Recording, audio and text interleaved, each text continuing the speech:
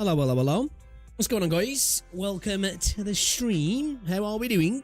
Apologies for the time today. Obviously, still in that Christmas mode.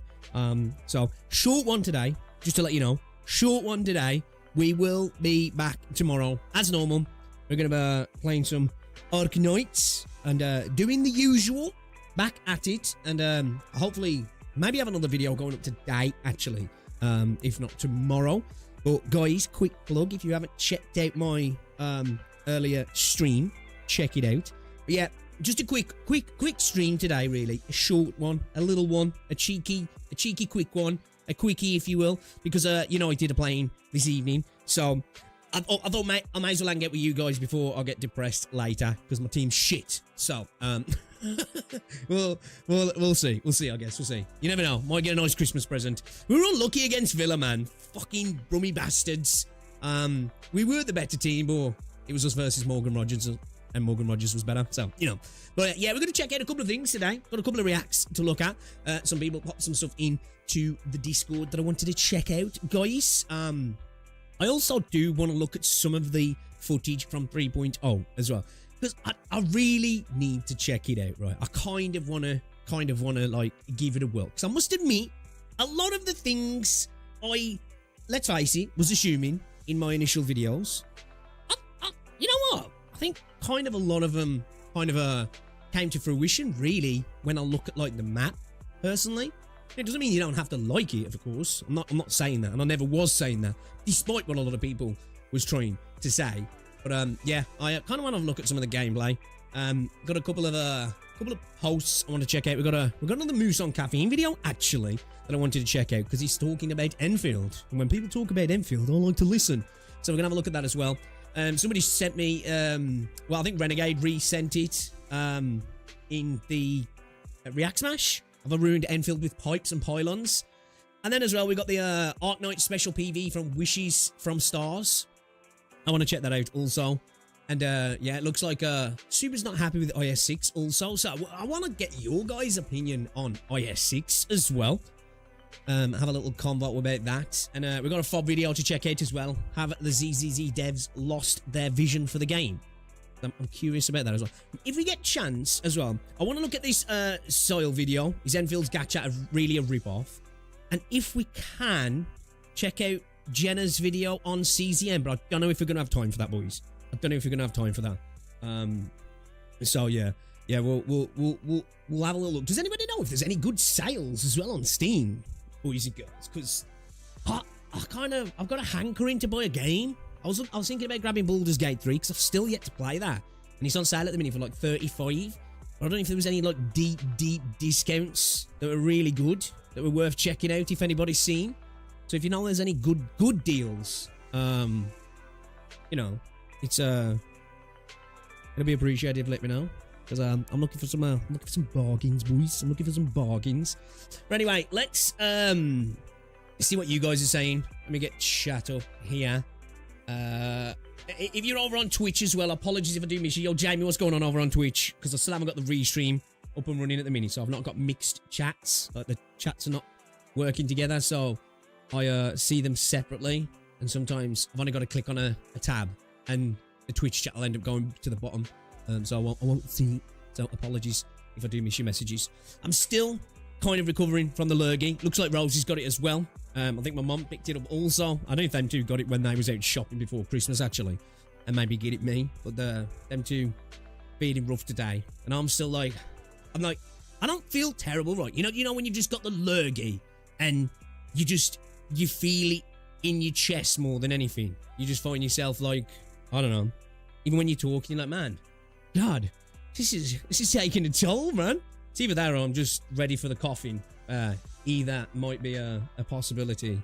But how are we, boys? How are we? Yo, Ducklord, what's going on, dude? Welcome to the stream. Grim, welcome. Flicks, Ken, welcome to the stream, lads. How's it going? T, hello.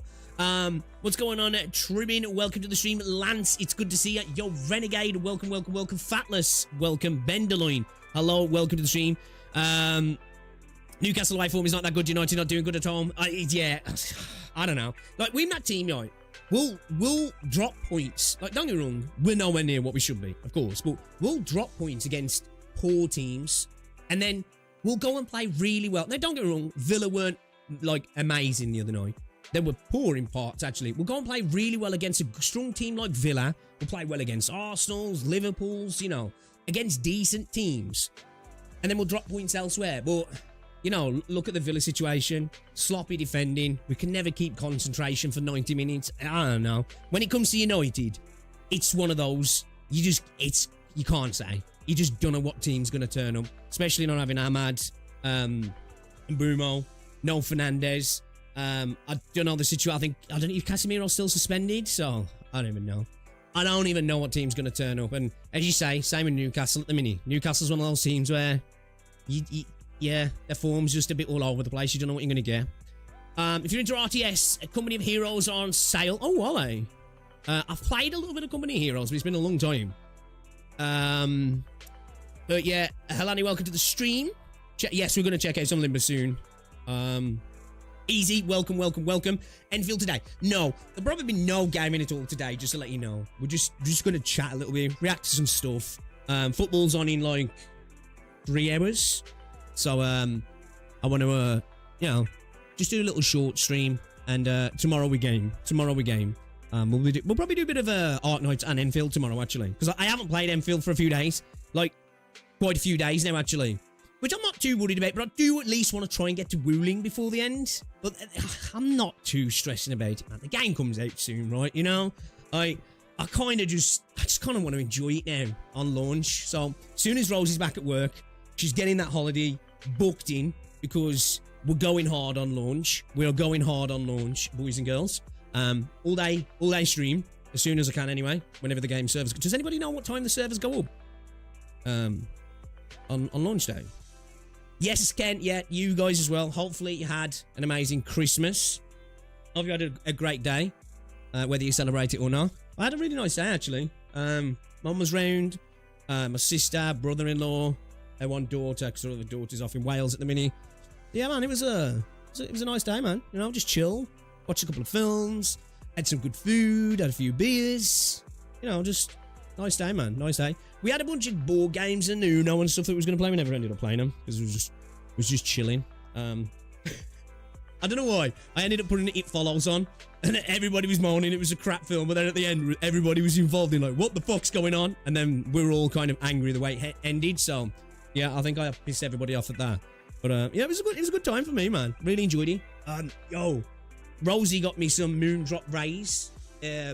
Earbuds, wide earbuds. Man, the sound quality is actually amazing on them for earbuds, so I'm really happy with that. Got some cool little presents as well. It was a really good day. Really good day. Yo, Casual, what's going on, dude? Welcome to the stream. Ark, welcome. Rasandru, welcome. Zera, welcome to the stream. Also picked off like games. Yeah, I've got I haven't got Black Mesa.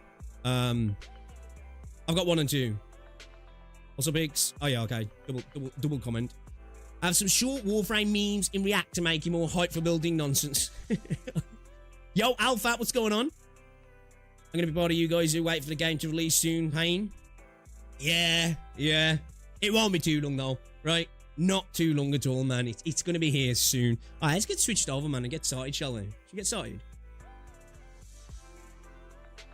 Let's get started, boys. Yeah, I've still got the lurgy, man. I'm telling you. Honestly. I feel it on my chest. I don't. It's just like upper respiratory. So I'm just like a little bit like, and seriously sneezy the last couple of days. But yeah.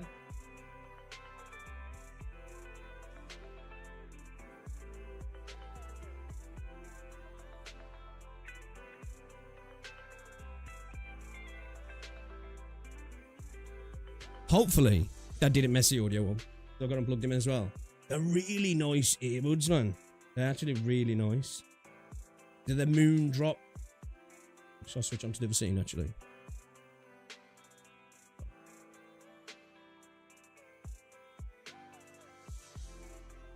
The Moondrop Gravity Rays. They're sweet. I really like them. It's alright, I got me them.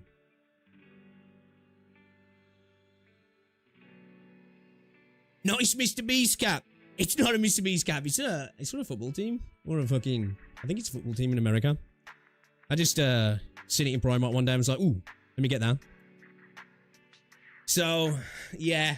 It's that time of year, innit, though, man? Bugs around all over the place. So, I suppose, you know, it's expected, I guess. It's expected. Yeah, man. So, yeah, tomorrow, we're back gaming, boys. We're back gaming. I'm looking forward to it. Like I say, bit of ARKNIGHTS. Maybe a bit of Enfield, actually. And then, we've got some Limbers Company ready to go as well before the year is out. Before the year is out. No idea I've ever been ill in over a decade. Damn, what a flex. You know what? To be fair, like, I've got quite a good immune system, really. Apart from, like, the odd sniffle here and there. Yeah, I'm the same. Like, the last time I felt ill was this sore throat, but that was self-inflicted because I was taking them tablets in the morning, lying down. I was causing me to have a sore throat, that's it. Got to lock in Enfield to make sure you reach ruling. Limbers, yeah. Being sick of flu having after a big holiday feels like comment. Yeah, I think most people end up suffering with it to some degree, don't they? Like last year, Rosie was ill as well. Like she was really ill last year. Here we go. Alright, so we got a couple of things to look at today. Shout out to Moose on Caffeine as well. Commented on the video. Always nice to see somebody watch it. If it's one of your videos or to react to one of your videos and actually appreciate it. So, yeah. So, yeah. Well, I was just talking about, you guys are saying IS6 is hard here. Super saying, building Radiant through IS6 is the most unfun and grindy thing ARKNIGHTS has ever put in the game. Correction. IS6 is the most unfun and grindy thing ARKNIGHTS has ever put in the game. And he's saying, I heard horror stories from CN and EM players across the Great Firewall that apparently everyone in the CN community unanimously hates IS6. I thought they were exaggerating. CN sometimes blows things out of proportion. Well, we know that. We do know that. That is the thing, right? So, are you guys thinking... Because obviously I'm just bringing Super up for reference here, not like blasting him or anything, because I haven't played it, so I haven't got a feeling other way. But I was just bringing him up because, like, obviously, I saw Super's tweet about it. Is it more that it is genuinely grindy, not so fun, or is it because it's more connected to you know your character growth is connected or done through IS6? It kind of makes it a little bit more of an issue, if you will. Hey, Goonabores. I didn't get Angelina Enfield. I'm stopping. We'll come back in January 2022. At first, I hated IS6, but I'm really enjoying it now. Sounds like skill issue. Subjective, but I'm enjoying IS6, but IS5 is still my favourite IS. Okay. I mean, I'm going for Ascension 15 anyway, so Raising Radiant is not a problem. Haven't played IS6, can't get... Yeah, same here. Same here. That's why I'm just asking you guys out of curiosity, because I haven't played it, so I ain't got a clue. I like IS6. It's rough, but it ain't too bad. The problem is IS6 has some stages that just have Ascalon or Bust. Okay, alright. Ending 1 has been a blast, although I still haven't found ending 2. I heard it's terrible because it's RNG to get the second ending. Okay. The grind can be difficult. It's not too bad since SL7E2 is locked only behind A3, and that's enough to make her functional. Okay. I just agree with this from my perspective. As a newish player, I finished chapter 15 a month ago. I don't have enough LMD to level my ops, so having ops with other leveling methods feels good. That's a fair point, actually. That's a fair point. I suppose, like, it's one of those things, right? When a game gives you a route to build a character like that, it can be a double-edged sword, right? It can be a real positive of, okay, it's not the typical gacha method to build in a character, and it allows you to do it in a different way. But then there could be the argument that if it is a bit difficult, some people might get, I guess, blocked, or checked out of it in some way. Yeah, I get you. Also, the talisman I'm enjoyable. I think people are too used to IS5 and the lamb. Okay. It really punishes you for every move you make. Some stages designed to fuck you over instead of working on an empty canvas. Okay. Alright. So definitely, it's definitely got a bit of a difficulty curve to it then. You do need to use your brain, pre-plan your team, and invest. RNG can screw you over, but finished it 5 times already. The grind can be difficult. If you enjoy grinding IS and play decently high diff, the grind isn't that bad. Okay. What Super's concern here is not unwarranted. I usually find myself failing at floor 2 on difficulty 10 or higher most of the time. Yeah, that's why, like, I suppose I've seen a few other people talking about it. Specifically, I guess, well, I know Super, but two, you know, Super's a well-rounded person in regards to his opinions a lot of the time. So like I do take a lot of stock in what he says about the game. To be fair. So yeah, I was curious what you guys think as well. Main map is hella short like IS2. If you ignore about Bosky Knolls. I like 6 more than 5 at the moment. Okay, all right. Yo, Gilgamesh, what's up, dude? I can't really be mad at losing a bunch of times in a roguelike game mode. I don't know how to... Yeah. I was just curious. As I say, I have no opinion on it. I was just curious because I know for a fact that you guys would have already been playing it. So I was curious to see what you guys have got to say. Because obviously, I'm going to play. You know, the next couple of weeks and months, we're really going to start bashing out a lot of integrated strategies. Even with Enfield out. Because I can't wait to do that, actually. I'm really, really looking forward to really enjoying integrated strategies. So, okay, all right, just curious to see what you guys thought about that. We got ARKNIGHTS CN newsletter, new Minos side story event on January 9th, ARKNIGHTS S Rilakuma Collab in mid-January, new skins, furniture, icon, and profile theme, IS6 content expansion in late January. Such is the joy of our reunion rerun with the Epoch skin in late January. So that's over on what's it on the AKCN info dump. I just thought you guys probably know about this anyway, but yeah.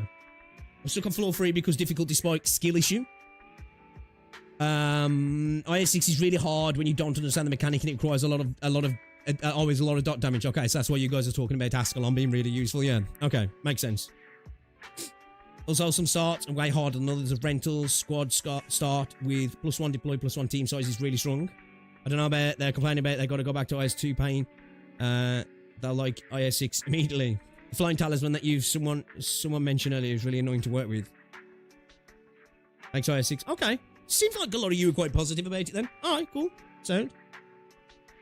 Just do 6 for a couple of times to get raiding up to E2, SL7. Not sure if those extra experience missions stay up forever. Maybe they do. Just block talisman with summon or high attack speed to take them out.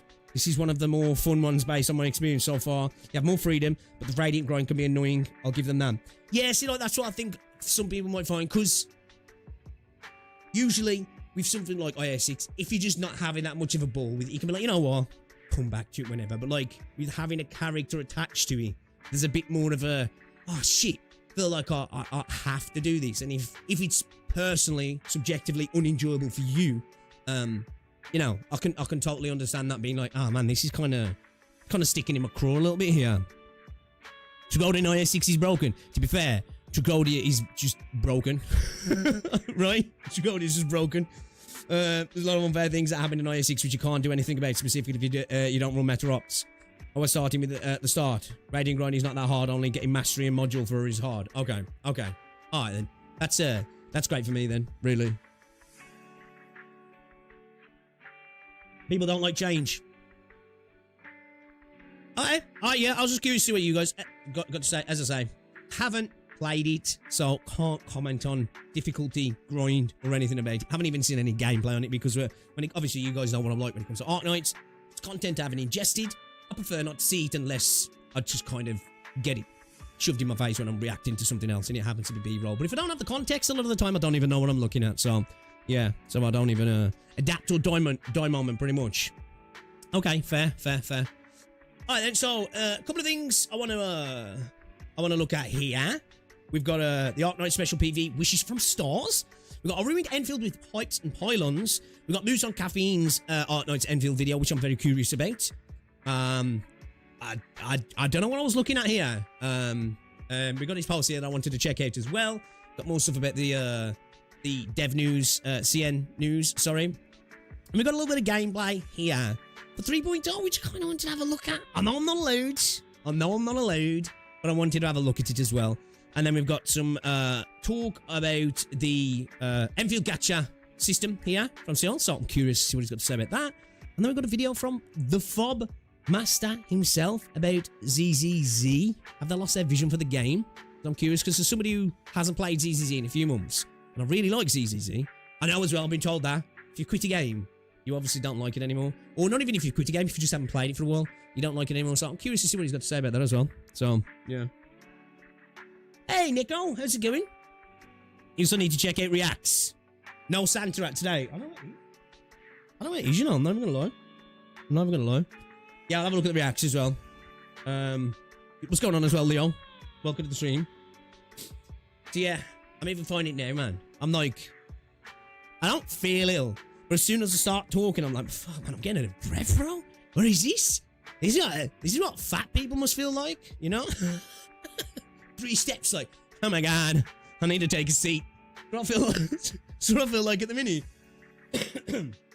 So yeah, apologies. Alright, should we, let's start off with this then. Because this is short and sweet, yeah. I'm curious to see what's being said here about Enfield's gacha, right? Because at the end of the day, we've spoke about this before.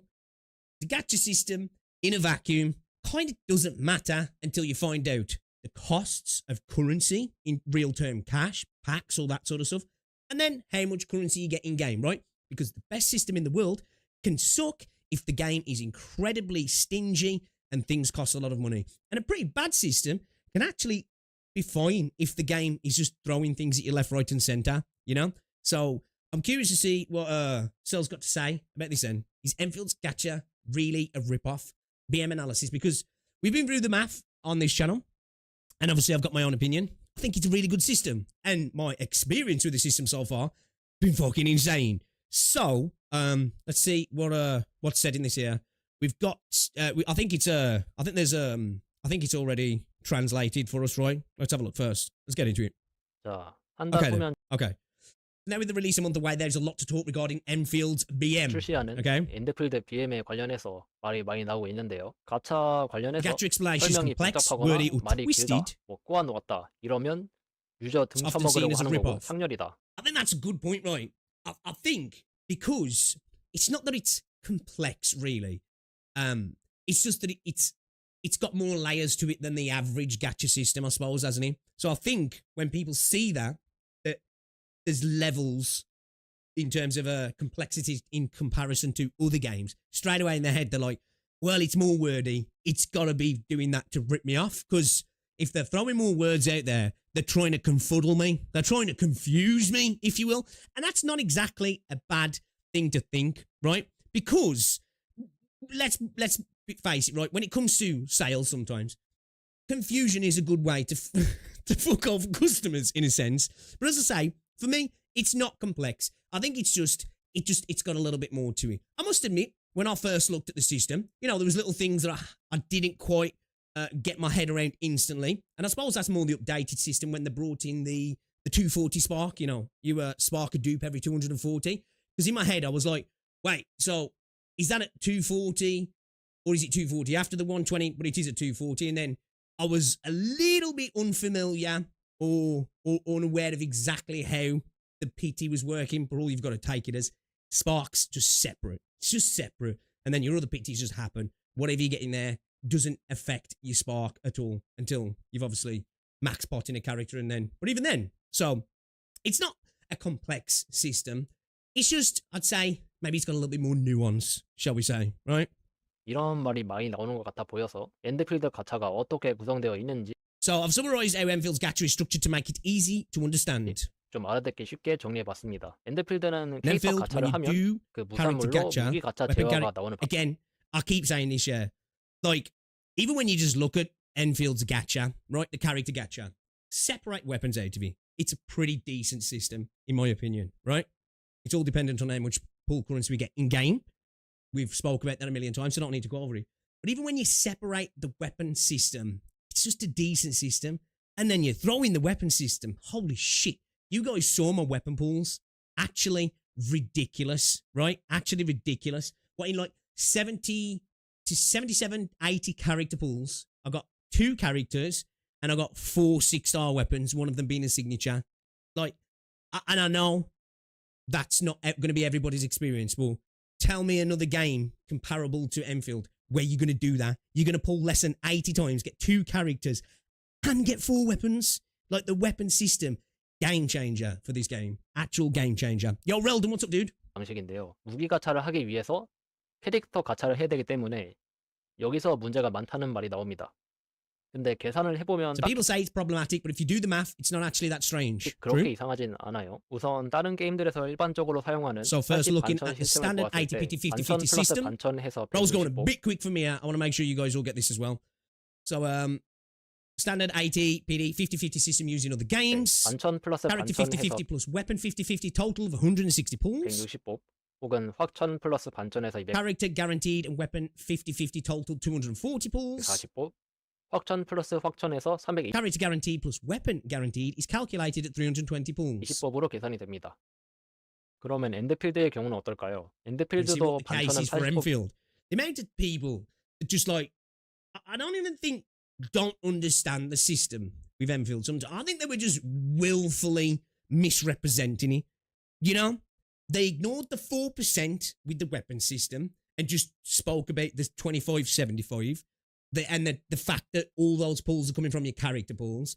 They totally ignore the spark being at 120. And all that mattered was the 50-50 carryover and how often you can keep losing 50-50s, but never really actually took the time to actually say, okay, all right, even if I want the PT carryover, they just refuse to like reference the 120 spark and the weapon positives. I've really noticed that with Enfield's system, right? Is people genuinely seem to actively want to kind of like misrepresent it in a way, which was a little bit disappointing. I'm not bothered or offended by it, but it was just a shame that people were, because these were like coming from big voices as well. And a lot of people just looking at it going, yeah, that sucks, but not really understanding the strengths of it in other ways. But Picture can lose 119 50-50s in a row. Dude, I saw people saying that and I was like, oh my God. One, that's not happening. But two, if you pulled 120 times in a gacha game, right, and you actually hit 50-50s at that rate, like, shut up moaning. It's not going to happen, but like, yeah, dude, just, some of the stuff that people were repeating, it was just like, yeah, the misinformation is rampant. So Enfield also has an 80 pull 50-50, but the featured unit is guaranteed at 120 pulls, 인데요. which we know. 대신 120법의 픽업이 확정입니다. 캐릭터 80법에 무기가차 80 character pulls 40법이 gives 나오고 40 weapon 캐릭터 pulls. 120법에 Yep.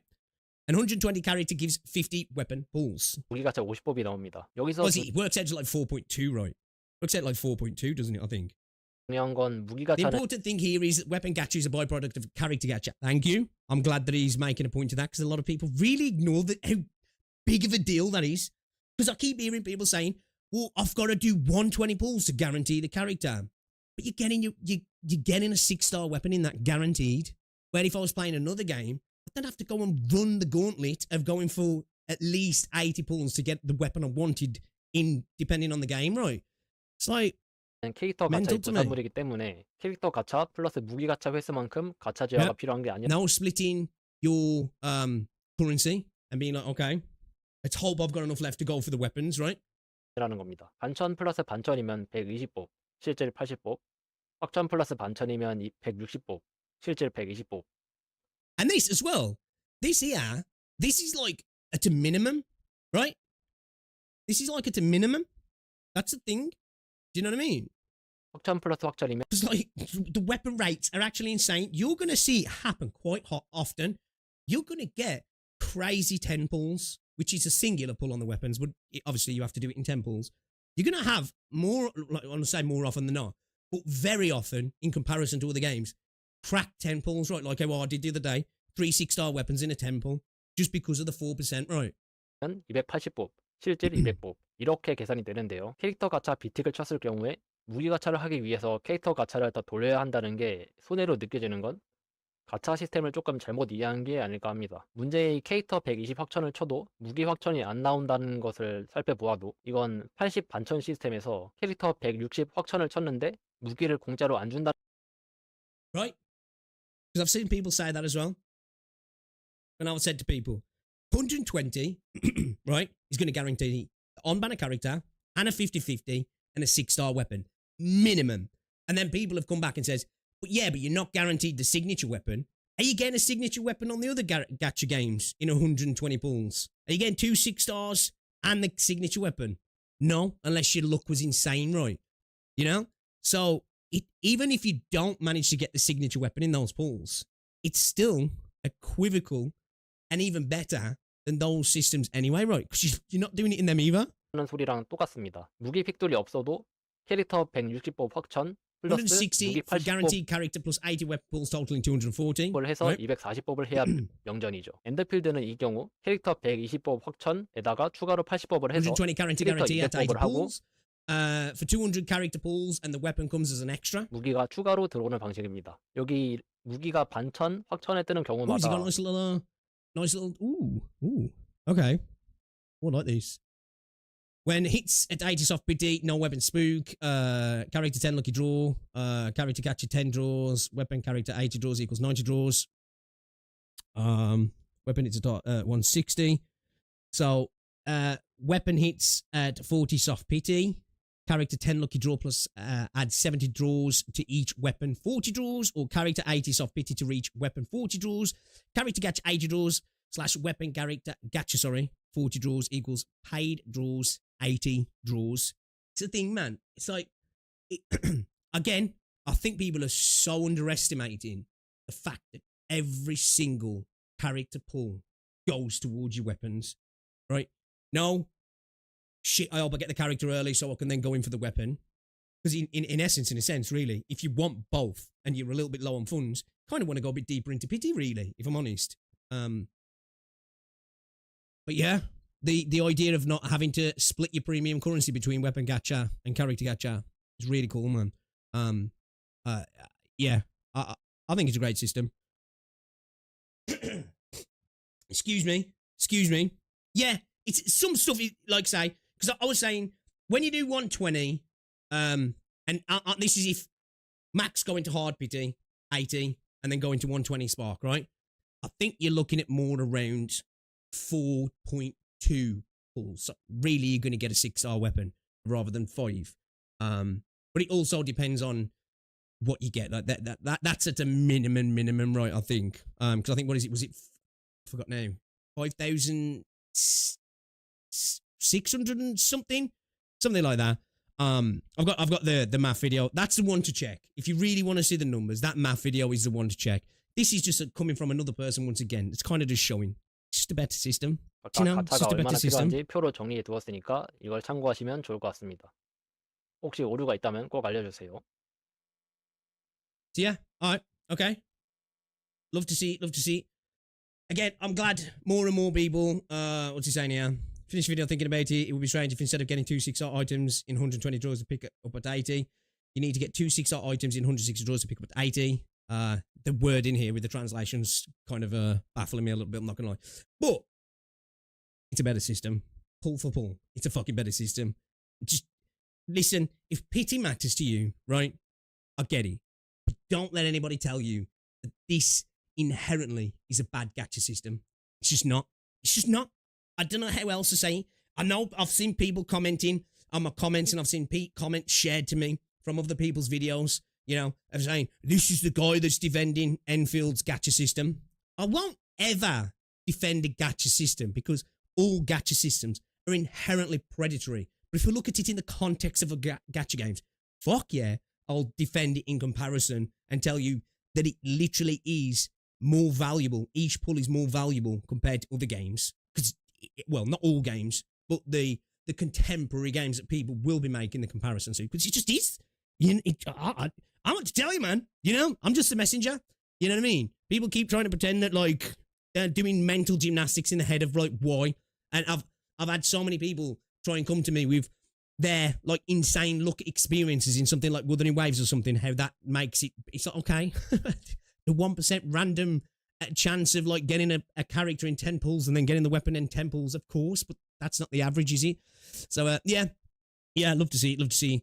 But, guys, it's just a better system. It's better than Genshin, it's better than Sorrel, it's better than ZZZ, and it's better than Wuthering Waves, right? Now, where Wuthering Waves kind of has a little bit of a strength is the weapon guarantee, right? It's a safety net in that regard, but it still overall, it's not a better system.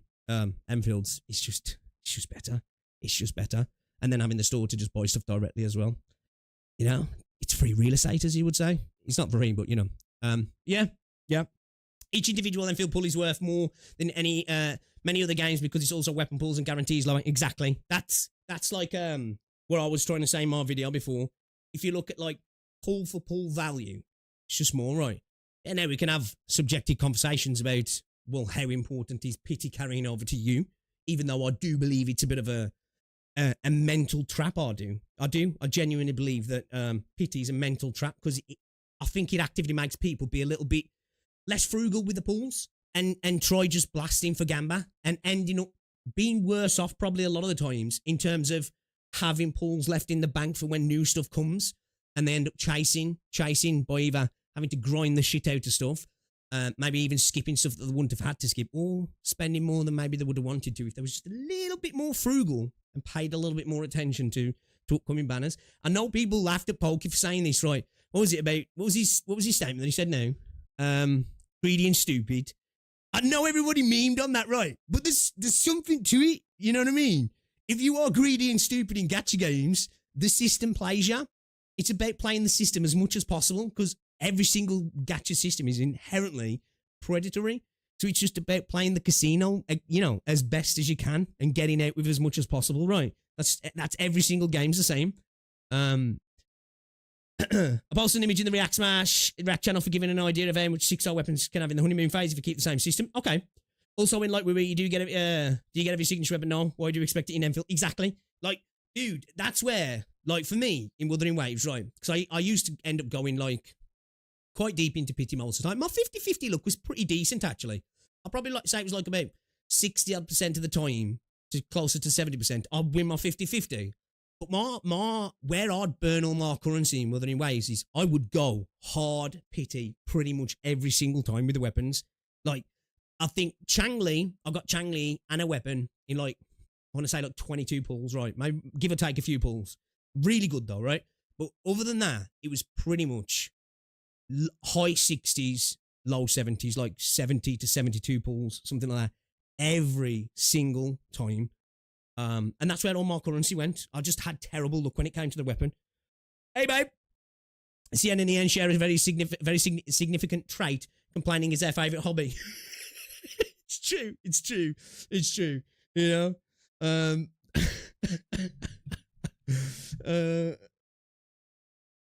But yeah, the weapon barrier is where I lost everything. So it's not like I'll love a game when there's no weapon banner, or they do something like this, where in essence, of course there is a weapon banner. Of course there is. And what I'm saying is, it's a stupid statement in sense, but it's almost like there isn't. There is. And you can end up without the full character, if you will, by not getting the signature. But do you know what I mean? Because every pull, thank you, a little bit back. Kind of, you know what I'm saying.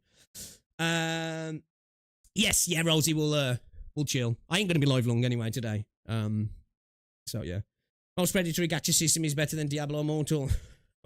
Dude, it was Diablo Immortal, yeah, where a dude spent like 100 grand on the game, right? And I think because he spent so much money on the game, dude was so powerful that because of the way the matchmaking worked for PvP, dude couldn't matchmake with anybody because the game was like, bro, you're too cracked. We can't match you with people. So he, in effect, paid so much money to brick himself on a PvP side of thing. Guy was like, yeah, nah, bro. You completed it, mate. Go on, fuck off. Thanks for the 100k. Appreciate it. You got the name pretty early recently, did you? How is she? How is she, actually? Is she fun to use? Did you read my rant? Yeah, that we was overhauled returning rewards, a Kuro selling you a new battle pass, and no. I've heard that there was like a big drama about the new pack, because Smack was saying like, here's a pack in a game for 40 quid. You could go buy Expedition 33 for less than 40 quid, $40. And I think some people got really angry about it, didn't they? Which it's kind of funny. Kind of funny, man.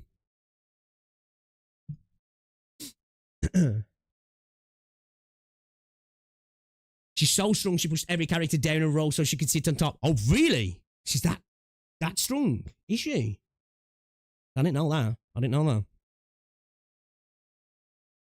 I was discussing 2 years ago when I learned that Enfield would have weapons and banners, but at the end, an experience system with the beta 2, and I'm relieved. Yeah, me too.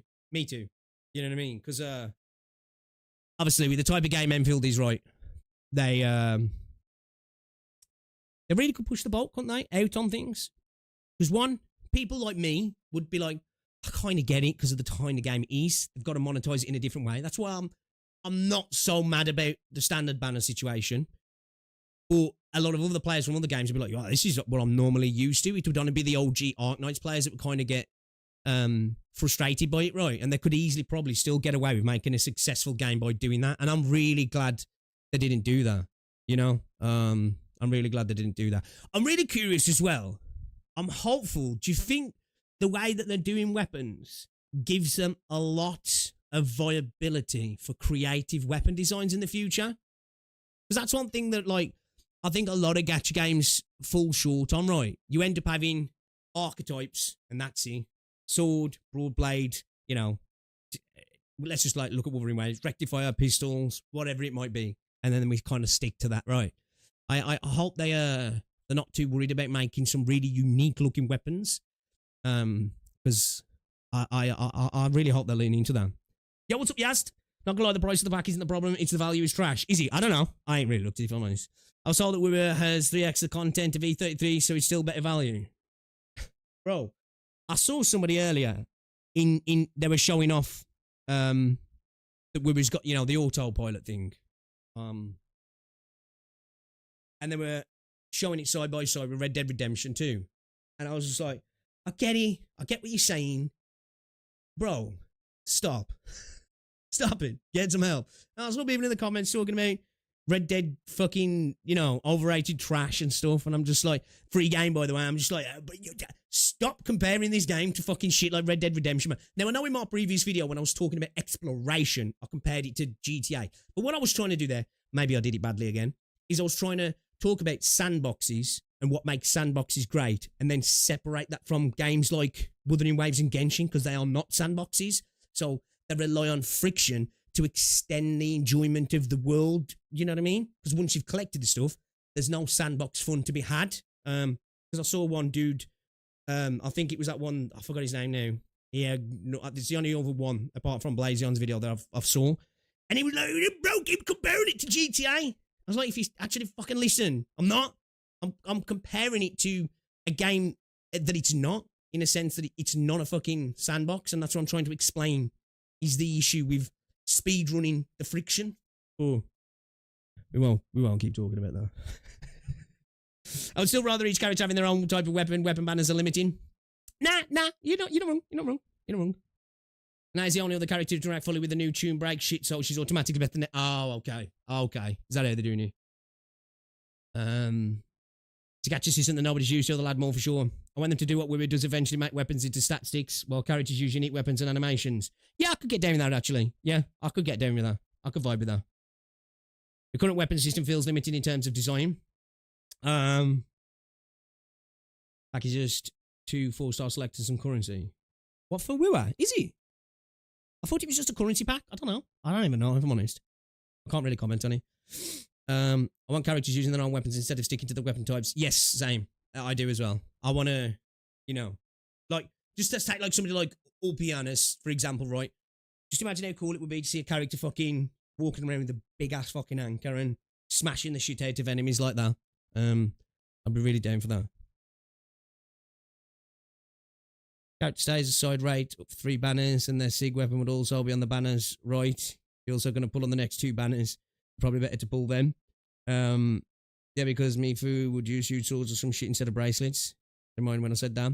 Although I do like when they have the shiny gacha weapon. Yeah. Okay.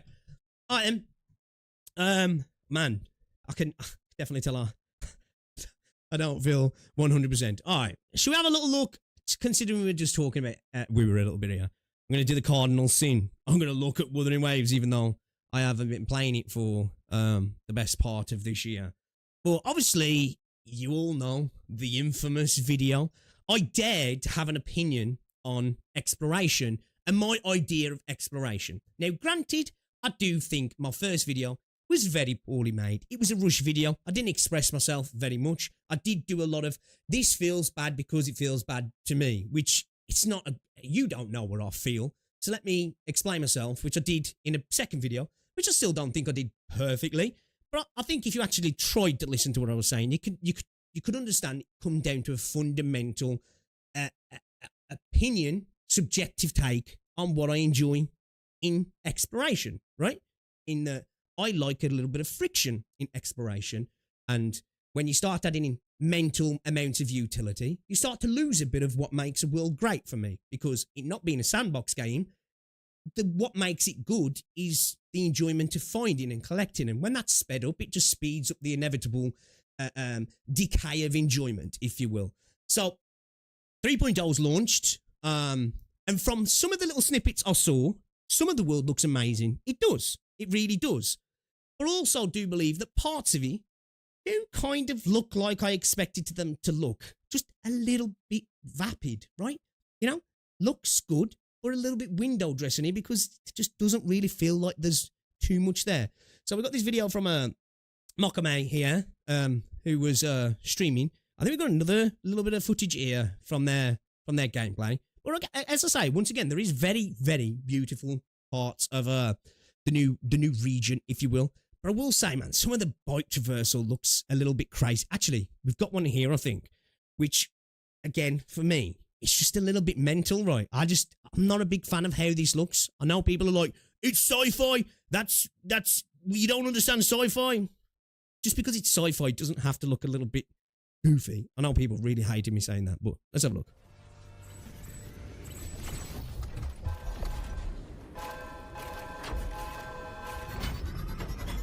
It's like, you know, when I look at the map, right, it doesn't look bad. It just, I don't know, man. You know, with the, Persona and Sonic collab thing, is that literally just down to music and Snickers? Snickers. Ooh, I want a Snickers, actually. Stickers! You're not you when you're hungry. Is it just music and stickers at the moment? Is that the limit of the collaboration, or is there going to be something later down the line with them? Just music and stickers.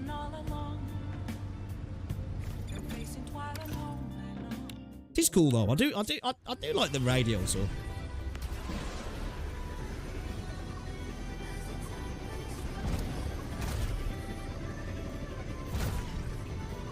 Is that upgraded? That can you do that normally? It's like the bike skipping along the water at first, wasn't he? It's like it was riding on top of you. See, like, this is the sort of stuff I was talking about, right? I'm not saying it makes Wuthering Waves bad in regards to exploration when you can do this stuff. For me, I just think it kind of removes any of the friction and makes the world feel a lesser place to exist in, right? It obviously, two things can be correct at the same time, especially when it's totally subjective, you know, because it is, right. I still do think, like, in a sense, like, we are just flying still, aren't we? In a bit more of a janky version, if you will.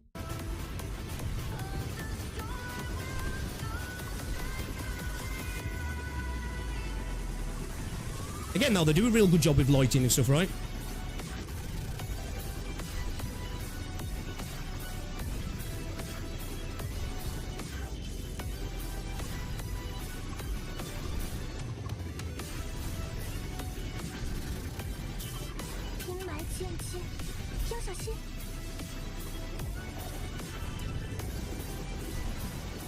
It's like when I look at this world, right? Now, I'm not saying this world looks terrible by any stretch of the margin, right? But when people were like, just don't use the bike, you can't tell me this world is going to be inherently less fun to explore on foot. And people go, exactly, because you're supposed to explore on the bike. Okay, but like, where are we going? That's what I was saying. Like, that's what I was trying to get across. Where are we going? Is, like, standard traversal in Wuthering Waves is going to get smaller and smaller and smaller till, like, it matters no, like, you know, that it literally has no meaning to it. Because I know a lot of people say that in 1.0 the exploration felt shit to them. Like, for me, I disagree, like, right, because I think that's people, like, retroactively changing the history of the game. Because I remember conversations from 1.0. Everybody, not everybody, majority of the community was talking about how much better than it was than Genshin, and how it mogged Genshin, basically, because of the ability for infinite sprint and stuff, and the wall running, and the grappling, and the glide, and how smooth and extra it was, if you will. You know, it was much less restrictive, if you will. But as I say, for me, this idea of freedom of movement gets to a point when it's like, when does it stop being restrictive, and when does it start being reductive to the gameplay experience? You know? And I think, personally, we're really on that borderline now of it becoming a real part where it's like, I don't know, man. You know, again, I'll go back to that thing of it not feeling like what it felt like when it first came out. You know what I mean? Like, I know people kept saying that. What do you mean it doesn't feel like how can you say that? You haven't played the game. This right here, when I first played Wuthering Waves, I kind of didn't think I'd be doing this shit, if I'm honest. You know, like flying through the air with the bike like this. Maybe you did, but I don't know, man. The bike's clearly made for fat ground. You get stuck on rocks constantly if you go off road. So you just fly with clicking more buttons. Yeah, it's kind of just like flight with extra steps in a sense, like this, right? People were mad if they thought a double jump bike wasn't going to be worse than literal free flight. Do you think we'll be able to ride a bike in Enfield in the future region? I feel like the bike was teased a bit too much in the past. It would just be a coincidence. So, like, I've said this, right? Which, this might sound like a hypocritical way to look at things. I said, you know, when we first saw the bike, because we saw it in the first CBT, right? You see the enemy riding in with Perlica, and me and a lot of other people was like, oh, how cool would it be that at some point you have to build a bike or a vehicle, and there's certain areas that are designed with that vehicle in mind. Now, because Enfield's semi-open, right, it kind of allows them to handcraft regions for specific things without it reflecting on the overall area. Now, I know people argue, well, this is just La Hoi Rai, but this is this for 3.0, if you know what I mean.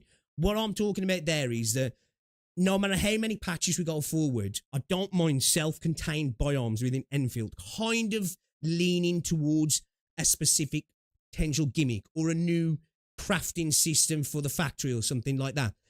But that being said, if we're doing this shit, no, I don't want that. I don't, because I think this will look ridiculous in Enfield, personally. Even more than, in my opinion, it looking a little bit too much in Wuthering Waves.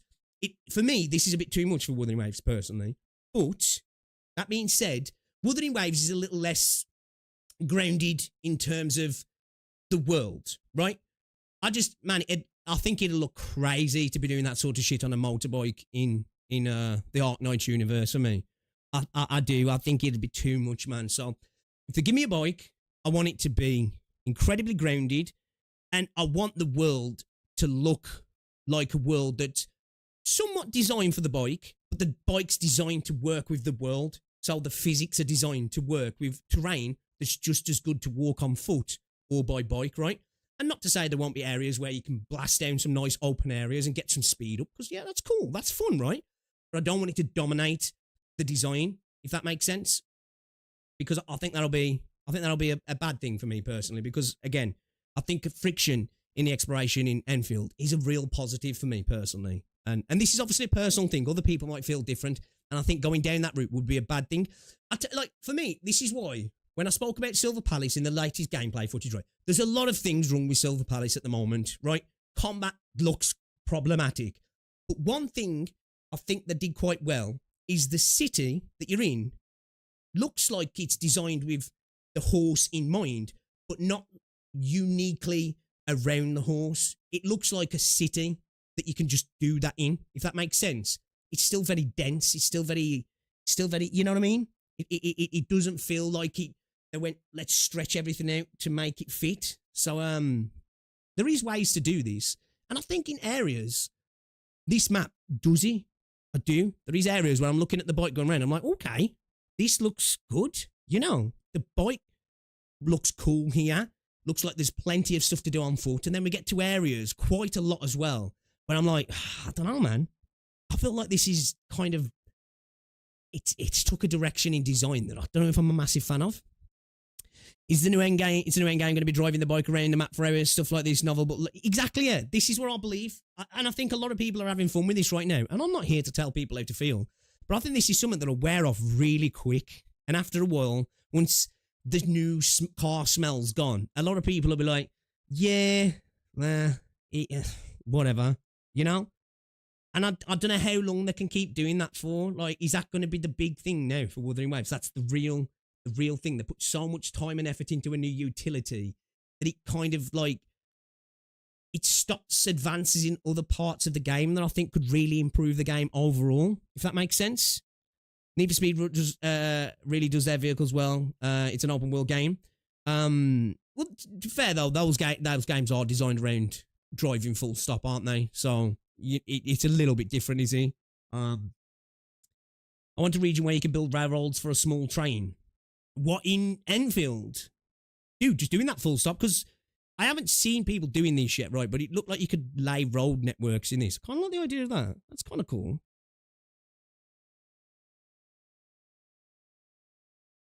Like, it was great for a while, but people ended up fast traveling. Yeah, because I saw a few people saying that on my videos, right? Which inevitably you'll end up doing in a gacha game. You'll do it in Enfield. You will, right? Although I said I find Enfield's world a bit more interesting than post 2.0 Wuthering Waves. The fact of the matter is, once you've collected your chests and your currency here, and you've fought a particular thing here and there, and you've done the content in that area, you're going to TP around. And the reason you're going to do that is it's not a sandbox. This is what I was trying to say before to people, which I think people, and I did a bad job of explaining myself, is that I think when things, and I'm not saying you can't have fast traversal as well, but I think once you really speed up that friction, you just collect everything super quick, then there's not much to do. That's just like for me, you know what I mean? That's just for me.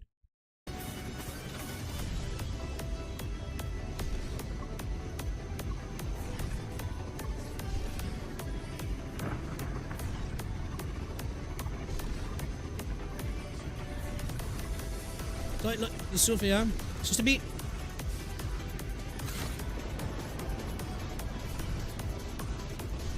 It just doesn't look like, you know, it's going to be a great time to explore on foot, for me personally. And I want it to be both.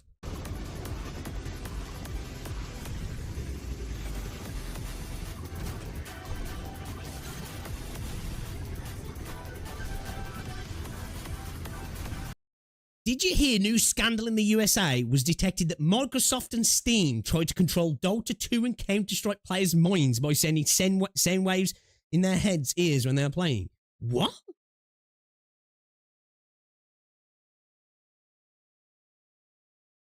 What? Is that true? That can't be true, right? That can't be true. It's just another complicated flight. Yeah, right.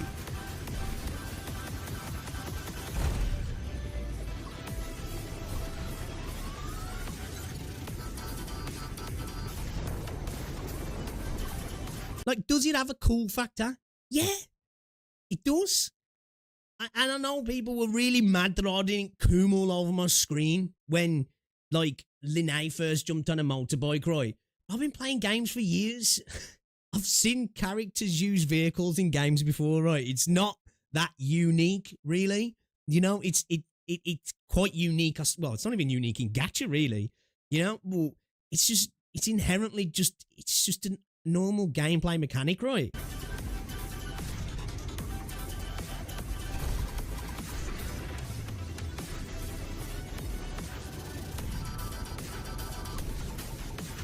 See, like, the thing is as well, there was quite a few people I saw roasting the way you grapple with Kinich in Genshin and saying how goofy it looked. And people really mad that I said that sort of stuff looks a little bit goofy.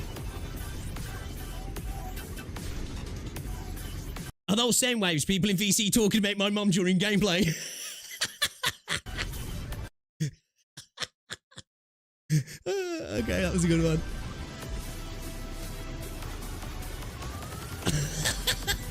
That was a good one. I like that. Also, isn't this literally what you said? The entire map is irrelevant because you just fly around. Yeah, yeah. You just get off the bike, now, man. But if it's inherently designed around the bike, getting off the bike becomes less fun because it's not designed for it. You know? It's like saying take off your ice skates when you go ice skating. You don't have to use them. Well, fucking course not. Like, let's not pretend they didn't fucking designed around that, right? You know?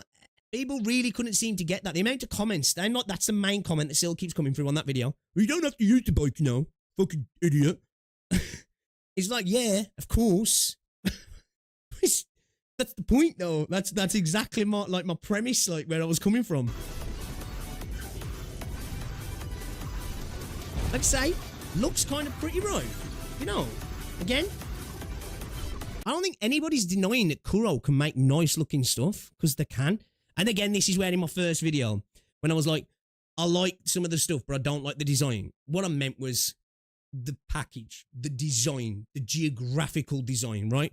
No one's denying that Kuro make pretty looking stuff, because they do, don't they? But like, aesthetic design is totally different to the utility of design, right? The design of how you interact with something is inherently different to the visuals of something, right?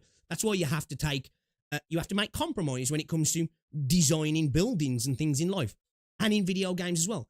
You can make something look incredibly, fantastically beautiful. Then you have to think, well, okay, the player has to operate within this space. So you have to make compromises, don't you? That's what I was trying to talk about there. I messed it up in the first video, but there's a difference between aesthetic design and utilitarian design, if you will.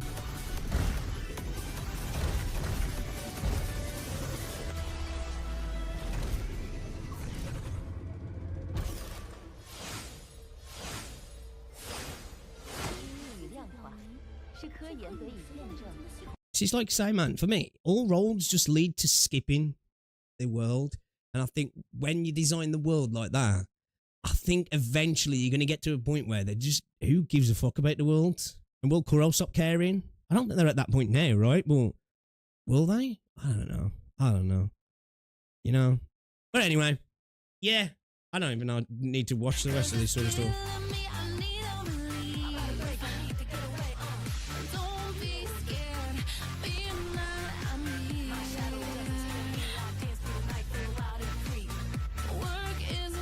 Like, what POIs are there here when you're off the bike? Yeah? Like, was I so crazy to state this?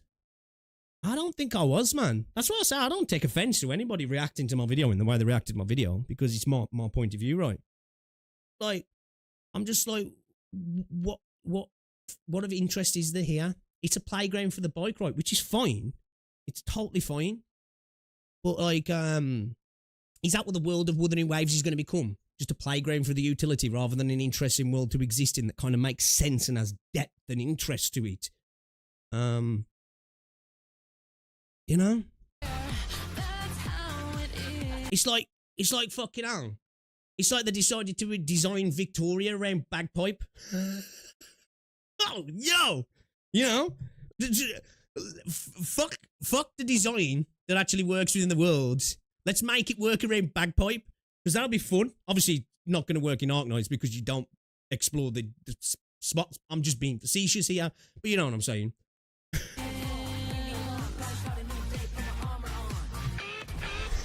That won't be the worst idea.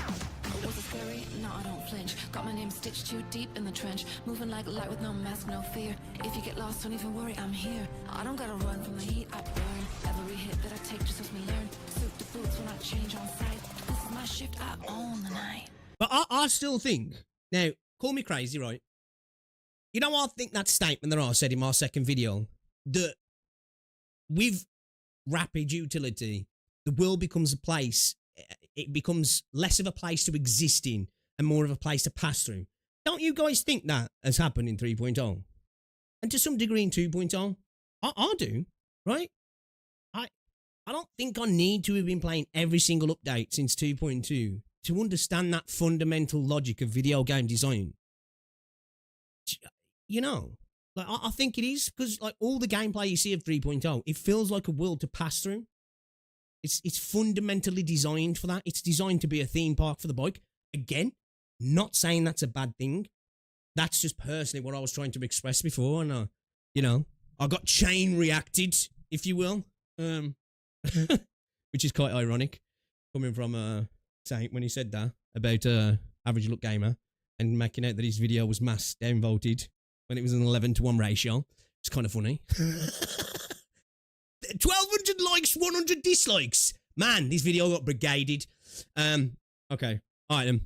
Should we have a look at this video from Fob, shall we, guys? Should we have a look at this video from Fob? Yo, what's going on, Pengy? Welcome to the stream. Also, this might sound incredibly nitpicky, but doesn't the existence of music on the bike imply that these post-apocalyptic world is modern-day bands that take me? Oh, dude, you can't say that. It's not a post-apocalyptic world. This is a post-apocalyptic world. You know? Never. Dude, you know that one you shared in the Discord as well? That one dude who reacted to my video? Because genuinely, I haven't watched Saint's reaction to my video. And the reason I haven't, because it was my first video I think was shit. I've only reacted to 2 videos and they were both reactions to my second video. Because I thought, I'd rather listen to what people have got to say about my actual expression that's a little bit better than initial. And that video, like, dude was like, the game was never post-apocalyptic. He said that in the video and I was like, I get it. Huang Long was on the front line of the lament. But Huang Long in its very design was post-apocalyptic, right? It was post-lament. It was post-tragedy. But it was inherently post-apocalyptic, wasn't it? Do you know what I mean? Like, there was a lot of stuff in that environment, in the storytelling, in environmental storytelling, in the storytelling itself, as the past, the civilizations that once were, and yet here we are now in this ravaged world. Now, I know we've moved away from that, but like 1.0 definitely was, right? It definitely was. Dude was making out like I've made that shit up, man. I was like, 1.0 definitely had that feel, like, especially when you end up like north in the map, like, anywhere in the map, man. There were the amount of ruins and that was about in the game.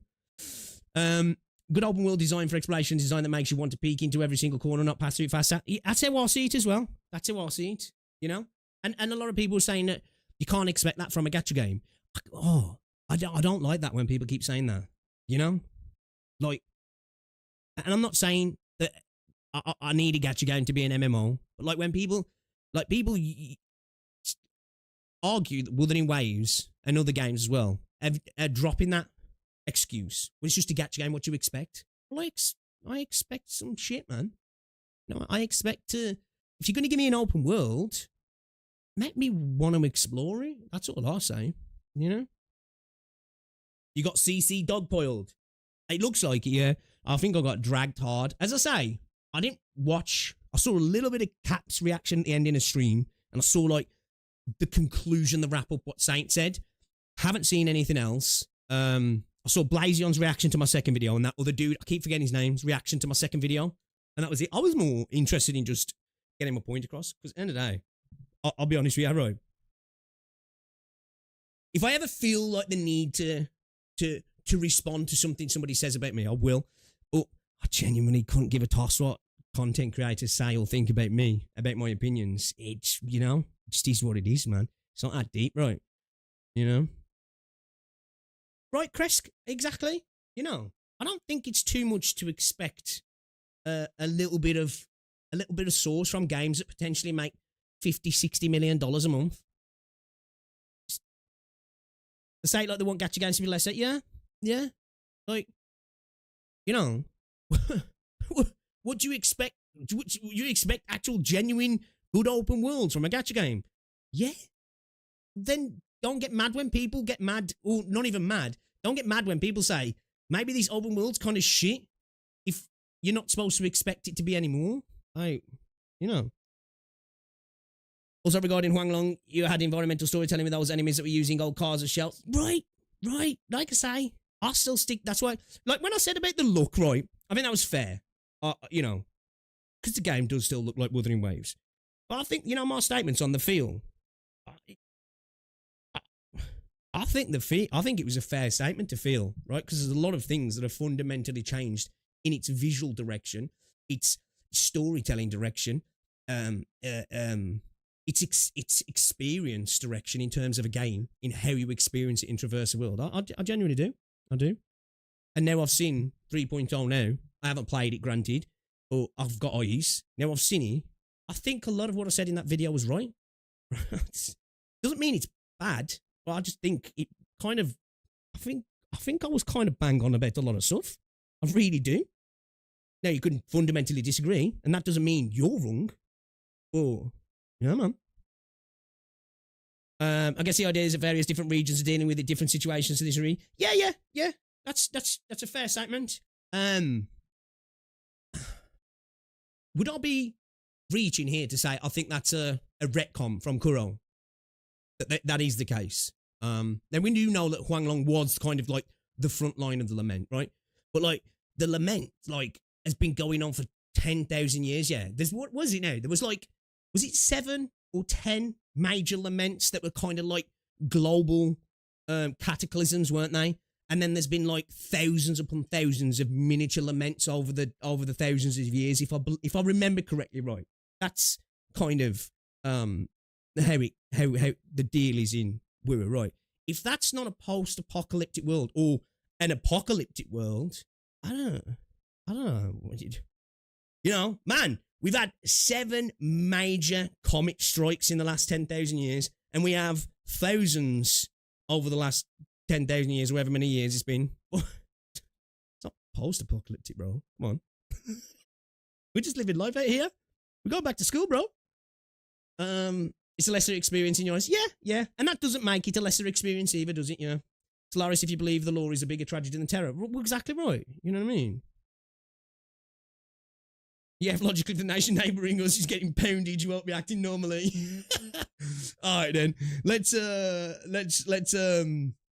we live in a post-apocalypse now. Dinos survived those meteors. People do not even talk about the lament anymore. It doesn't feel like it, right? It feels like it's I'm sure it'll come up again, right? I'm sure it will, and it will feel like a major part of it. But the lament was like, and I guess they've got to adjust storytelling, right? And again, I can't go too much into the story because I stopped playing at 2.2. That's a fair thing. I can't really, and I haven't been following it by watching people play the story. I have heard the people were saying they were a little bit disappointed with what happened with Chisa, that she kind of just got brought in. She was supposed to become involved. She got kind of off screen and reduced to a few sentences. Well, there's a reason for that. They've got to sell the new wife, haven't they? Rover can only share himself so much. And, ladies, you got to take your turn. You know, you got to take your turn. All right, then. Anyway, all right. Enough of that now, because I'm sure it's going to be clip ripped and I'm going to get dragged. Hey, it is what it is. It is what it is. Shall we see what Fobmaster's got to say then about ZZZ losing the vision for the game then? Somebody said I should watch this because it kind of relates to other games as well. So, hey, let's have a look then, shall we? From your boy Fobmaster. See what he's got to say about ZZZ and the vision of the game then. Let's go. There are literally only 2 other games like ZZ. It's PGR and Honkai Impact 3rd. I don't think it's crazy. I think most people recognize what prints the easiest money. I think when they look at Honkai Impact and PGR, they're not like, damn, that makes the most money. They're like, that's okay. ZZZ is probably the biggest moneymaker of them, but even ZZZ falls short of like the other Hoyo games, right? By a long shot. If I was a developer that wanted to copy to create something that's gonna be a big moneymaker, why would I, use inspiration for something that's like the worst out of the bunch? Devs just don't have a vision yet in ZZZ's direction? No, the devs had a vision. You guys killed it. The devs' visions was the whole TV thing and the HDD and the fucking exploration through the TV. And then you guys were like, we don't like that. And now I mean, that's somewhat fair, right? Yo, Wirt, what's going on, dude? Yeah, happy Christmas, man, to everybody, even if you don't celebrate it. Happy holidays, all that good stuff. I think that's fair. The TV system was a core element to the game, right? For me, I said this a million times in this on Zero, right? The TV system wasn't bad. It was implemented in a bit of a in a I don't even want to say poor way, just a way that most people didn't vibe with, right? Because it made sense because of the way you explore things through Bell and Wise in the game, through the TV system, through the computer network, right? It made sense for in between combat to be kind of traversed like that because that was you as the proxies traveling through the network, if you will, the matrix, if you will. So it kind of made sense lore-wise, right? But it was just, I think it was a little bit too much sometimes, personally. Like for me, I said loads of times, oh man, I wish they really lent into the TV stuff, but used it for more side content rather than not injecting into the story here and there, but it was more optional side stuff, really lent into it on events and stuff. Because when we started to see them doing kind of like little mini game type stuff, almost arcadey kind of games, that stuff was really, really cool. Do you know what I mean? That stuff was really cool for me. So I do think the TV system is a fine system. I just think it was shoehorned in. I don't want to say shoehorned actually, because it made sense, right? Shoehorned would imply that it was just forced in for the sake of whatever. I just think that it was just unfortunate that majority of the player base was like, yeah, I don't know about this, Chief. I don't know about this. And I was one of those players that said it kind of would be good to explore a little bit more in ZZZ in between combat. And I do like that they started to do that more. So, yeah, I get what Fob's saying here, to be fair. Now the devs are fucking in like square one, bro. No, says you. 100%. I killed it too. Chat, I didn't like it. I killed it too. You're right. But like, I think the issue with ZZZ that people might have, they don't realize why the game to them might seem visionless. It's because you killed their vision, bro. The devs clearly had a vision as to what they wanted to produce. And then everybody...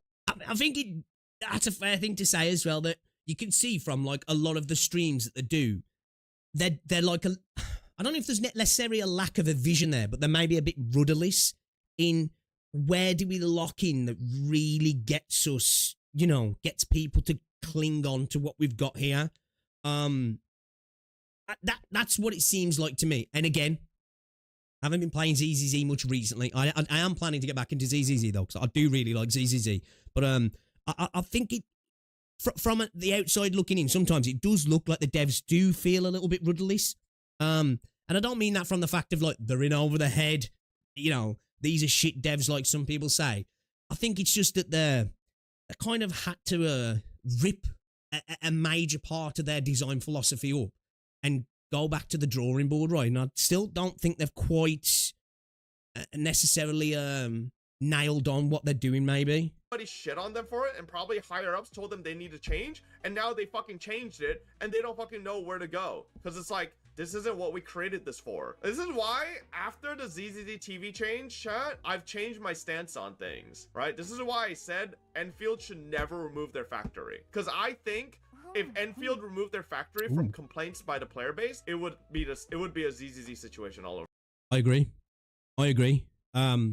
This is what I say, where a lot of people thought I was Tobero, where there was things in his video that I disagreed with, but I philosophically understood his worries, or the root of his worries, of attempting to chase the mainstream audience and how that could negatively affect Enfield as an overall game. I don't necessarily agree with blueprints and the dodge being tweaked being the core worry of that, but it's that idea that, you know, we could get into chasing that, kind of like, I guess what ZZZ did a little bit. They were like, oh, maybe this is a little bit too niche for what we want to get here. So I agree. We don't want them to do that. That's one thing we definitely don't want them to do, is to start stripping out core elements of the game. And I don't think they're going to. But I also think this is why I do think blueprints was a good thing, right? Because there's the argument that, well, if people just start using blueprints, then, you know, people are going to interact with the system. But I think there's going to be enough people who will enjoy interacting with the system. And also when there's downturns and slow times in content, there's people who will go and interact with the system anyway, that it now allows them to, I guess, kind of lean into it. Like, you guys were right. I think I had a lot of people saying this in my comment section, that, well, with the blueprints, think of it like this. The people who want to disengage have that option to disengage. And now they can go full bore with the people who want to engage. And they can stack up the layers now. They can get deeper, because the people who want to engage with it are going to want depth out of that system. And I was like, oh, shit. Oh, yeah, you guys are cooking with that. You know, you guys are cooking with that. I think that's a good point. And I hope we see that as well. I hope we see them actually lean into the factory system more. Because I'll admit, right, I said, you know, when I saw the blueprints, again, I said I can understand the philosophical argument to Tolbro, but as somebody who's not a connoisseur of factory games, right? I can enjoy them from time to time. And building in games, I prefer it more in types of something like an Enshrouded, where you build a base for a more action game. It's a base you interact with rather than a factory type system. It's never been my bag. So I was like, oh man, not gonna lie, might actually use a blueprint from time to time myself. But in this latest beta, one thing I found in the little that I have engaged, because I played the beta way less than I wanted to, but I'm happy because it's coming out on the 22nd anyway, so I don't mind. But that being said, when I did start engaging with the base, or the factory system, should I say, I really started to have fun. And I genuinely think it's incumbent upon Hypergriff to really tempt people with a carrot on the stick with the factory system, because I think they've done a really intuitive thing. And if they can start to give it depth, well, more depth than what it's got now, I think it's a system that a lot of people will go from being like, don't care, to being like, oh shit, yo, actually, this is actually kind of fun. And when you have those patches where it's a little bit dry, maybe the story was completed in a few hours and there's not that many great events, because it's going to happen. We are going to have that happen in Enfield. That's a perfect time to be like, right, I'm going to go and dump 20 hours into my factory around the map, and I'm going to build up my shit. You know what I mean? I'm going to really create a cool factory for myself here and go all out on it. And I think that's where the factory can really start to shine, is on slow content times, right? You can maybe speed run through your factory when you start in the game and you're enjoying all the combat and the story and the events and building your account, and then, fuck, I've got nothing to do until the update comes out in 2 weeks. All right, time to get into the factory. I think that's a real positive, or a potential, should I say. Because you're still not allowed to play Enfield on launch unless you catch up on 8K. Over again, where they lose their identity. Yeah, what's up, to Lou? some degree. The tutorials should be improved. I I don't agree. want them to, but like, you have to be honest and admit there are a lot of people online bitching about the fucking factory. We just watched a Ken video about his figurines, and he was talking about his least liked things about ARKNIGHTS Enfield being factory. Right? He literally said, I don't really like the factory system, but I just like, you just. Do you know what I've over it, noticed? Right? So, you know, since this beta, right? You know, this idea that it's not a core element of the game seems to have gone away a little bit now, right? I remember people kept saying that. It's not a core element of the game. You're smoking crack if you think that. It's kind of, people have stopped saying that a bit too much now, right? A little bit too much. Yo, Crystal, what's going on? Just watching Fob's video on ZZZ. the factory thing is a really disliked part of ARKNIGHTS Enfield from a lot of fucking people. So we'll see what happens. If ZZ kept its TVs, it would be doing even worse than it's doing now. The thing is as well, I think a lot of people who dislike the factory haven't tried it yet, which is rich coming from me, who said I had my issues with the bike, but that comes down to a fundamental game design thing over years, right? It's not just specifically factory itself. So yeah, we'll have to see. We'll have to see with those people as well. Sure. They might change their will mind. the devs still have their vision and their art?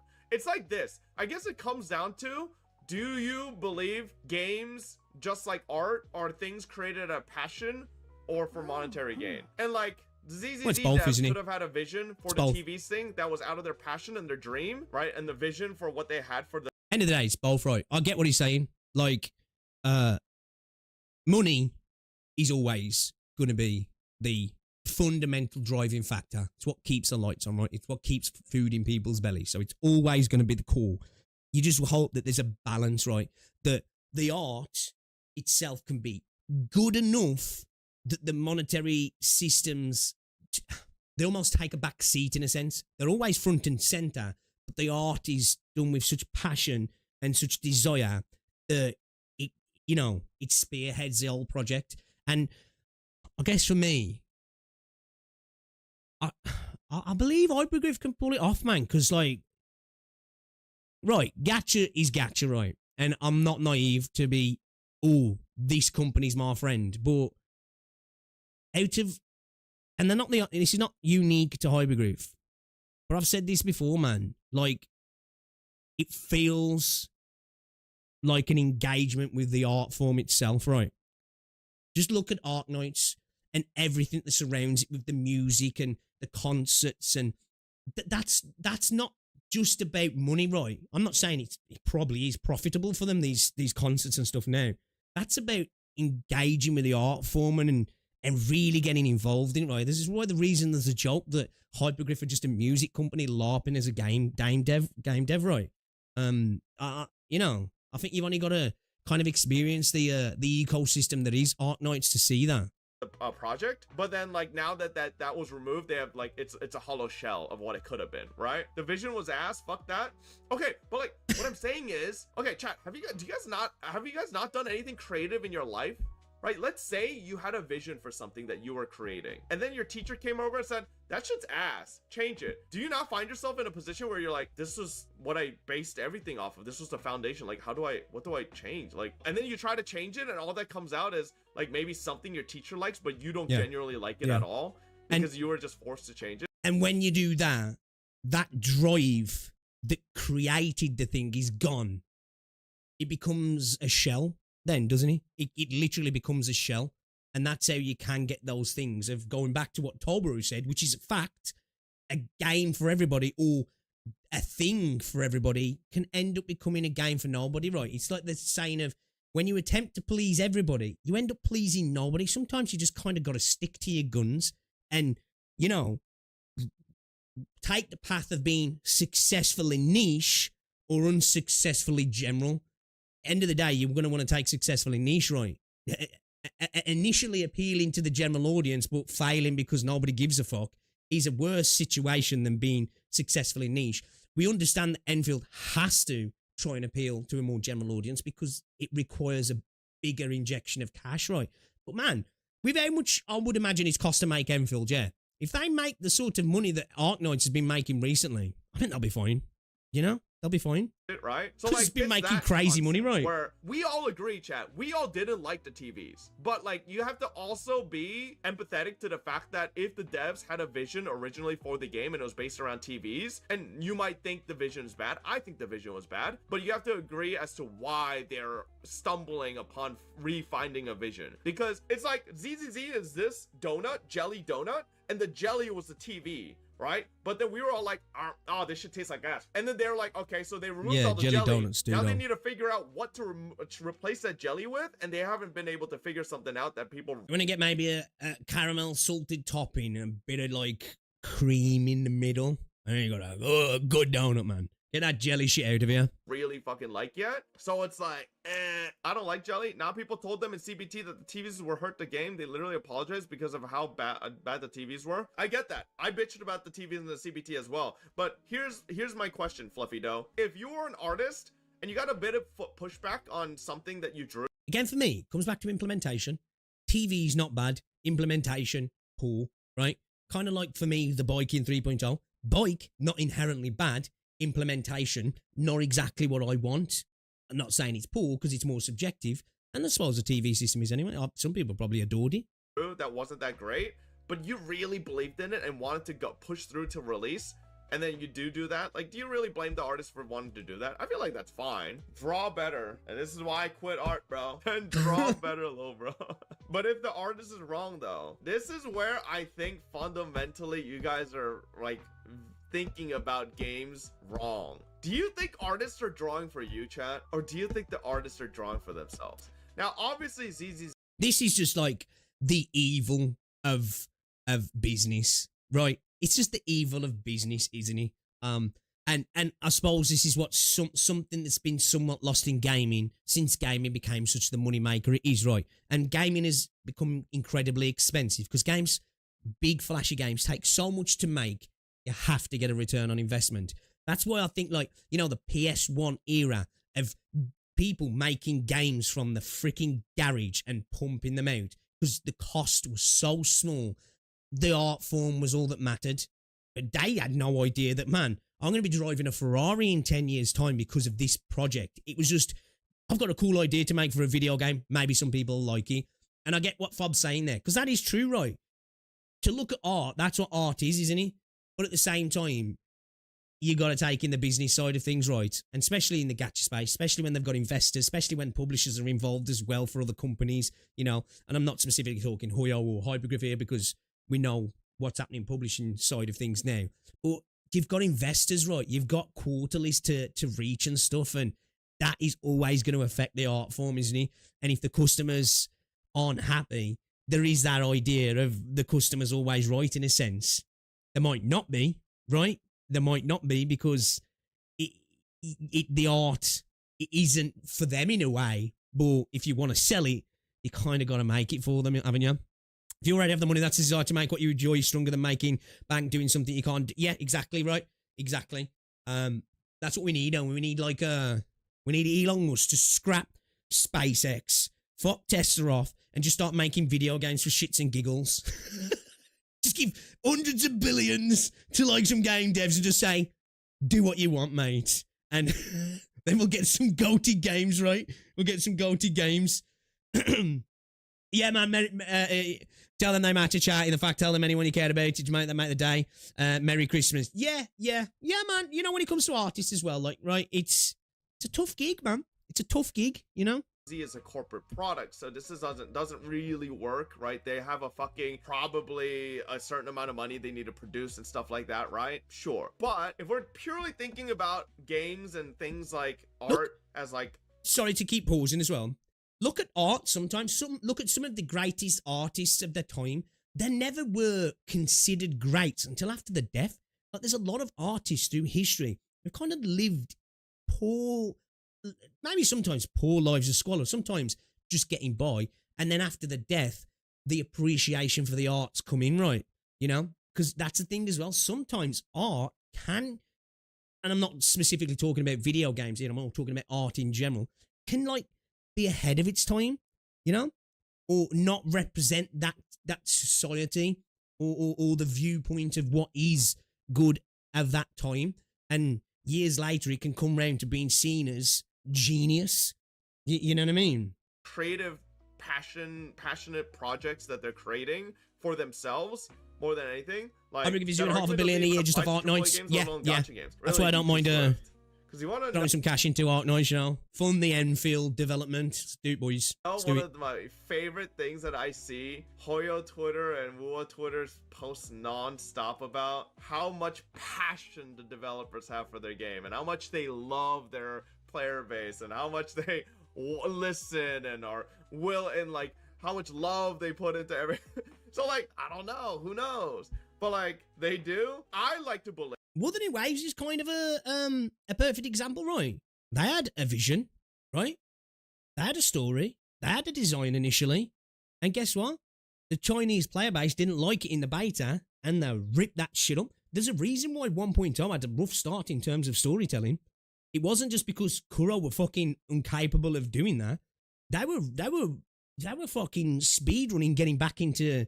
It's what, in a sense, 2.0 is kind of like the new, the soft launch in a way of Wuthering Waves. I think that's why I say sometimes it feels like a bit of a retcon. Wuthering Waves was now from 1.0 because in a sense it kind of was, right?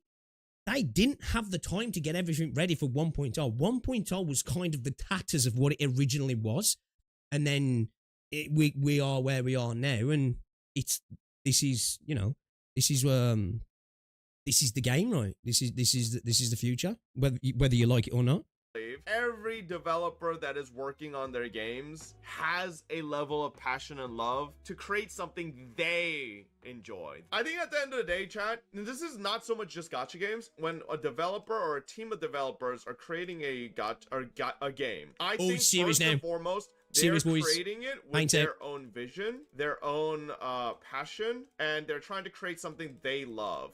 Us as consumers, if we line up, we love what they love, then we end up liking this game. If we don't like their vision, don't like what they like, don't see their passion, then we don't like the game, right? But I don't think necessarily that means the thing they created lacks these things. It just means you don't align with these things. It's just like if I drew the stick figure, there might be some fucking idiot that thinks this stick figure actually looks like fucking the biggest masterpiece ever, but you know, some people might think it's ugly. What about the urban bass style ZZ has that was unique and now it's just a snooze fest? Bro, their vision was to make money in the TV. No, don't get me wrong. Obviously, with like a lot of AAA games, like fucking Call of Duty, like is there... But even then though, right, if I think what he was going to say here, because what somebody said in the chat there, that of course there's always the corporate thing of, right, somebody comes with a pitch. When it comes to things like COD, it's a little bit less of a pitch like that because it's like, right, we have the next Call of Duty, right, where are we taking it? But there's a pitch, right, where there's somebody who their idea isn't how much money this makes, although that's going to be a driving factor because there's always a suit telling them money, money, money, money. even in games like Call of Duty, there's somebody in there, in the design team, in the writing team, who's like, oh my God, this is the dream. I'm working on Call of Duty. I want to make this the biggest, the best. It's going to be amazing. I've got so many ideas. I'm ready to go. And it's easy sometimes, especially even when it comes to AAA games, to look at stuff and be like, yeah, this corpo bullshit, man. But within that corporation, there's human beings, believe it or not, who are genuinely excited to be a part of this project, to be designing this game, and even if it's parts of the game you look at and go, that's trash, right? There was a person sitting at the other end designing that who was initially so excited about it. Now, are they excited about the outcome? Maybe sometimes not, because that's where middle management and the busybodies get involved and their initial idea gets bastardized for the drive of cash flow. But, behind every game, there's parts of it where there's a passionate person behind it, right? And a person with vision. It's just how much it gets filtered by the suits, right? And the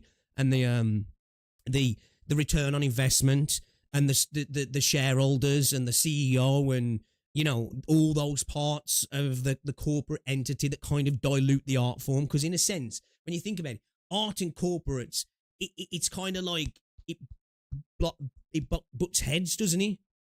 The beauty when you get something brilliant is when it manages to work together, and the people who are parts of the suits are also people who have the passion and the vision as well, but also care about profit. And, that's when magic happens, right? Really any vision or passion or love anymore, or is it just another year, another fucking Call of Duty, right? Sure. At the end of the day, I think, maybe this is a naive way to think, but I think games are works of art just like anything else, and most developers who actually have a passion for their craft are trying to create something that they love. And I think it's better if a developer sticks to their guns and creates something they love and finds an audience of people that love it the same way they do, rather than if the developer changes everything to cater to the consumer to create something that the consumer loves. I also agree with this, but at the same time, it's not always, that's just the reality, right? It's not always the case, depending on who's running the company, where you are. Sometimes some of these people borrow money to create these things, and it's not that, oh, we've ran out of money. It's shit. We've got debt chasing us now. We've got to make this happen. We have to get investors, and the investors come in and they go, all right, like what you're doing here, get rid of that, get rid of that, get rid of that, do this. Here's $500,000. Here's $1 million. Here's $10 million. Gets the fucking bank off your back, or the debt collectors off your back, and then you can continue on, right? That's why sometimes it just happens. And then you get like moments where a company like Hypergriff, right? There's people involved in it who are passionate, right? You look at companies like Project Red, CD Project Red, right? You can tell the people throughout that company are passionate about the things they create. And there's a myriad of companies that are like this, right? It's not unique to a few individual companies. It's just that we've got the megacorps like EA and Activision and Ubisoft, who they're companies that have been so infiltrated by corporate slop that we just get crap, don't we? But the devs don't really like. Because you know what this creates? If the developer ends up catering to the consumer and creates something that consumer loves but the dev doesn't like, then you get a game that has updates in the future that are just complete dog shit because the developers don't even like it. They're just creating something that shills to the fucking audience. Sure, you might have a couple patches subsequently that are doing okay, but then eventually you're gonna hit a wall where the devs don't really have a vision for it because they don't fucking give a shit about it. Passion doesn't feed you though. Well, yeah, this is why my parents told me not to do an art major, because art doesn't fucking pay the bills, but it's still, at the end of the day, if you're in love with something, you want to see it through. So you prefer EOS just because of stubbornness? Well, no, that's why that'll never happen, right? Because companies like Hoyoverse won't let ZZ EOS. They'll be like, okay, bitches, you tried your fucking shit, your vision sucked ass, we're doing it our way, fucking make the money, right? So like, that won't happen. Well, unless it's like Tribe 9, where Akatsuki Games have a fucking stick up their ass and refuse to let the fucking developers rework it at all and just fucking kill it. Like, take... Those guys saw that first month revenue and went, fuck that, kill it with fire. Get out back and fucking shoot it with a shotgun. That could happen, but Tribe 9 didn't suck ass, chat. I think Tribe 9 had a great vision. I think Tribe 9's developers had a great passion for the game. I think it was fucked over by monetization by probably greedy fucks like Poor Akatsuki launch, Games. poor advertising, poor they marketing. didn't have the patience to try to weather the storm. It's already and, niche like, and right the ship at all, and just fucking sank it. They didn't even give the game a chance after one emergency patch. Yeah, it's mid. Every single person that tells me Tribe 9 is mid has never fucking. If I ask them to bring up their fucking Steam, they've never even played the game. So shut your mouth. Like, all you've done is watch people play the game. You never played the game, and you just like call it mid. Okay, that's like me sitting here and be like, Expedition 33 sucks ass. And then what do you guys say? You haven't even played the game. You can't say this shit. Like, okay, same thing, bitch. If you haven't played Tribe 9, why are you talking shit? Stupid motherfucker. It was terrible on mobile. I tried it. That's just so wrong. I played Tribe 9 the most on mobile. What are you Yeah, it should have come out on console as well, right? It really should have. Yeah. I feel like it had an audience on PlayStation 5, definitely. saying? Are you You're just lying. Or you're just, or you have tiny hands. You got fucking little baby Trump hands. You could have fucking reached the button. So you're fucking like, okay, bro, that's a you issue, not the fucking game. How about you get bigger fucking hands? Or get like, come on, man. Nah, the game was perfectly nearly fine smacked on my mobile. pop out It then. played great. Don't rage bait me with Tribe 9, motherfuckers. I will cook you, okay? That was my baby. Only Genshin changed the gacha space, even though I don't like it anymore. Has there been a game since Genshin? Has that? No, I don't think there has that? I don't think there has. This is why I made a video before when I was still back when I was playing Wuthering Waves, right? I made a video saying we need to thank Genshin. It was titled something like that, right? And the amount of comments that I got in it going, I don't need to thank them for fucking up nothing. I'll acknowledge what they've done, right? Thanking them for shit. And I was just like, you're missing what I'm saying here. Like, it fundamentally shifted the space, right? It made a shift in monetization, whether you believe for good or worse. But I think it genuinely shifted to at least some forms of safety nets for games. And it shifted the corporate mindset of, shit, we can actually make a boatload of money by making a game that maybe costs a boatload of money, right? That has scope and scale, and it feels almost like a real game, pardon the pun, in this space, right? Yeah, you know, we wouldn't be where we are now and what we're seeing coming in the future for gacha games or the anime gacha / adjacent space, if not for Genshin. You know, you can hate it, you can hate Hoyo, you can dislike it, you can rabbit on about QOL and Wooer's better and this, that, the other. It fundamentally, it changed. There's no denying it, right? You can hate it or love it. You can't deny the impact it had on the space. That you could say definitively changed the gacha space. I guess not. It's been pretty like the same old shit for a while, I'm gonna be honest. Wuwa began the gacha wars. Wuwa 2.0? No. Say what you want. If you like Wuwa, that's great. I like Wuwa, but I'm not sitting out here and pretending Wuwa revolutionized the gacha space. Wuwa is just another iteration of a very well-built... Bro, they added flight though, man. Guaranteed weapons, bro. Bro, it's peak. Every patch is peak. Have you seen the bike? Brother, come on, man. Formula that works. What I mean by change the gacha space, chat, is this. Before Genshin Impact, you know the only motherfuckers who played gacha? Basement-dwelling neats, hardcore weebs, who had, like, no fucking, like, haven't seen the sunlight in, like, weeks, like, haven't touched grass in months. Like, those were the, like, mainstream gacha players, alright? Those still exist. It's just a lot more normies. Pre-Genshin, you would never see in the gacha space people being like, can we get the geographical location in which this character is based on, and can we analyze their melatonin levels to make sure that not melatonin, so melanin levels to determine that if their color pigmentation is accurate. You might be one of the few honest gacha. You want to know all I saw pre-Genshin? Analysis. How big are her tits? Measurement. 15 fucking feet. Oh my god, she's just like that. That was like the most shit you saw in the gacha space. To be fair, that is pretty cultured though, right? That's pretty cultured. You know, this is why I'm saying Genshin definitely brought a big change to the gacha space. I don't think any other game has since. Which is Genshin like a good impact. and a bad thing, right? Because it's a good thing because I don't want any more bad change. Because like as great of a change Genshin was, there's a lot of negative changes that came with it, right? Yeah. But there's a lot of positives too, because now we have like some of the best games that Gacha has seen in a long time, right? Flight did a lot for the game for exploration and open world Gacha games. I can't imagine one without one nowadays. Feels like it should be mandatory if you're gonna have massive zones. Yeah, Jam Master. So you think Flight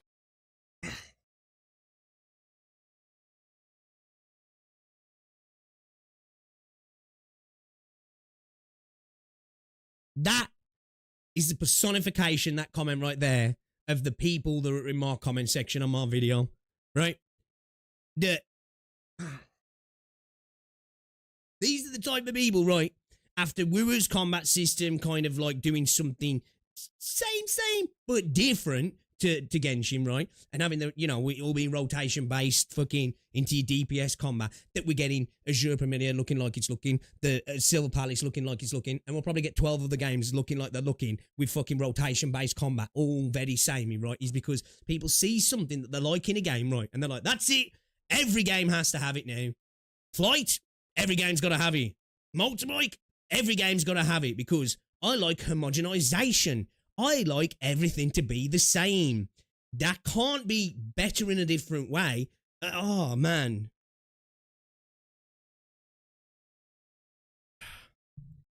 These are the type of people, man, for me, that need armbands when they're eating their cereal, right? They need to have armbands when they're eating their fucking Cheerios in the morning, because if they don't, they're gonna fucking drown. You know? They're gonna drown.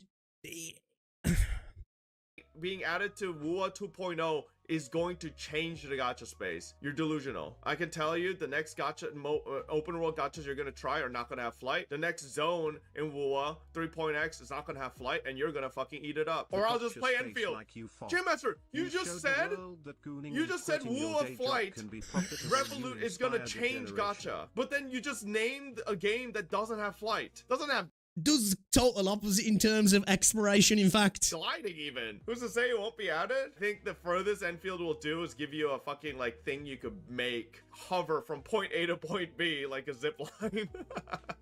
Like, don't get me wrong, I think flying in Wua was one of the coolest fucking things added easily by... For a while, I agree, for a while, that first time when you got to run a city, yeah, and you started flying, it was like, fuck, this is sick.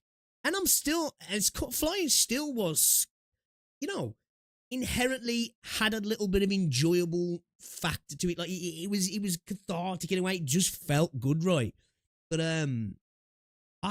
yeah, I think it was, honestly, I think it, I don't know, I'm still sticking to this. I think it was a slippery slope of the reductive aspect of the world of Wuthering Waves, you know. I wonder now, will Kuro ever have the balls to go back to a 1.0 world that's just like, and say what you will about 1.0, let's say 1.0 on steroids, that's incredibly interesting to explore, that it's about traversing on foot. I don't know if we ever will, right? And that's why I feel like it's become a slippery slope, man. They built a rod, it either has to be a sidestep, so flight's got to come back, or the bike's got to come back, or it's got to be something in between. Are we going to be running around in fucking mecha suits and gamboling through the fucking countryside? Like, you know? I don't know, man.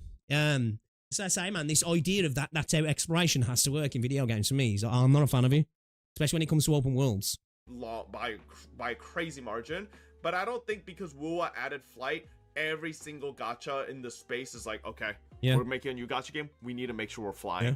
If we're not flying, we're not making a game. Like, I don't think they're doing that, okay? Whoa would not exist if Genshin did it. I don't know if that's 100% true, but like, I think we could all agree if Genshin... I don't think it's true, because I think Wuthering Waves was in production before Genshin launched, I want to say, if I remember correctly.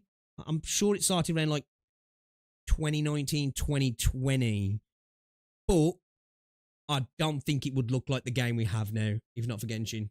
I think it would have been a lot more smaller, condensed, have a lot less scope, and probably be a bit more akin to a, I don't even want to say linear, but maybe not an open world action RPG, maybe something just a lot smaller in scale, right?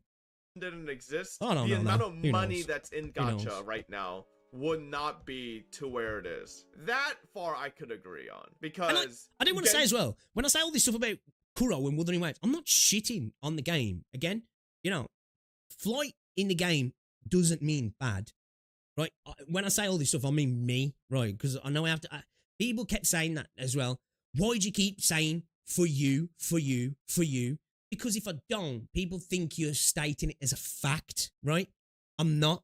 Like, I'm just talking. Like, I hate that about this community sometimes as well. You know, the gacha space of the, unless you specifically, repeatedly let people know that it's your opinion, they think you're speaking from a factual opinion. But then when you do repeatedly let you know it's your opinion, they get mad that you keep saying that as well. Because just because I think that doesn't mean other people don't think that, right? That's why people love the bike and people love flight as well, right? Genshin pumped out billions and everybody was like, wait, hold up, wait a second. Oh my good God. A lot of companies before Genshin, chat, already had gacha games. They were making decent money, but none of them were making the billions that Genshin made in 1 year, right? Like, that was unheard of. So it was just like, oh, wait, hold up. This is an untapped market that we've invested in, but clearly we should have invested more. The JP devs still haven't followed suit? Well, Exactly JP what I said. devs probably still have normal filing systems in their fucking corporations because they're all fucking idiots. Okay? Like, I would not be surprised. Chat, back in 2016, when I worked at the law firm, we were helping our law firm digitize everything. Their entire fucking IP patents, all of it was being digitized, right? I would not be surprised if in Japan they were like, no. They put a lot of effort in Renacita that couldn't keep within later content. Yeah, I said this before as well, Weldon. I agree to it to a point, because, like, Renacita was exceptional, I think, right? Exceptional. I do believe the flight, for me, was the start of a creation of a problem with exploration. But in how good Renacita was, it was one of those things where it's like, can they continue that? Now, hey, maybe they will, right? Maybe they will. But it's going to be a hard ask. You know, there's only so much you can keep those huge leaps, right? I mean, at least Kuro tries their best to please their player base, making their best compared to the whole Mio company. I think Kuro definitely attempt to, you know, I think from somebody who played Wuthering Waves a lot, Roy, I do think Kuro are a company with passion. I do. Honestly do. Integrating a bunch of different ideas and making them work together is innovation. But the execution of Breath of the World was phenomenal. They didn't invent shit, made the whole engine experience perfect. Pardon me. Ocarina of Time wasn't a Zelda game when it launched, but now it's what people associate with Zelda. E33 reminds me of the X-Ashes. Oh, that's why I'm not amazed when I play the story's goated though. That's why I don't like this way of diminishing games. It didn't revolutionize anything. No current game does anything. It just merge gameplay, mechanics with each other's. Yeah, at the end of the day, everything's inspired, right? Nothing's truly unique. Oh, digital, no. Files. We like files here. Ah, Kuro bends here the we knee go. too much to the play base. Oh, we're gonna. Oh, you need what? Oh, Samsung. Okay, let's go to the S. Samsung.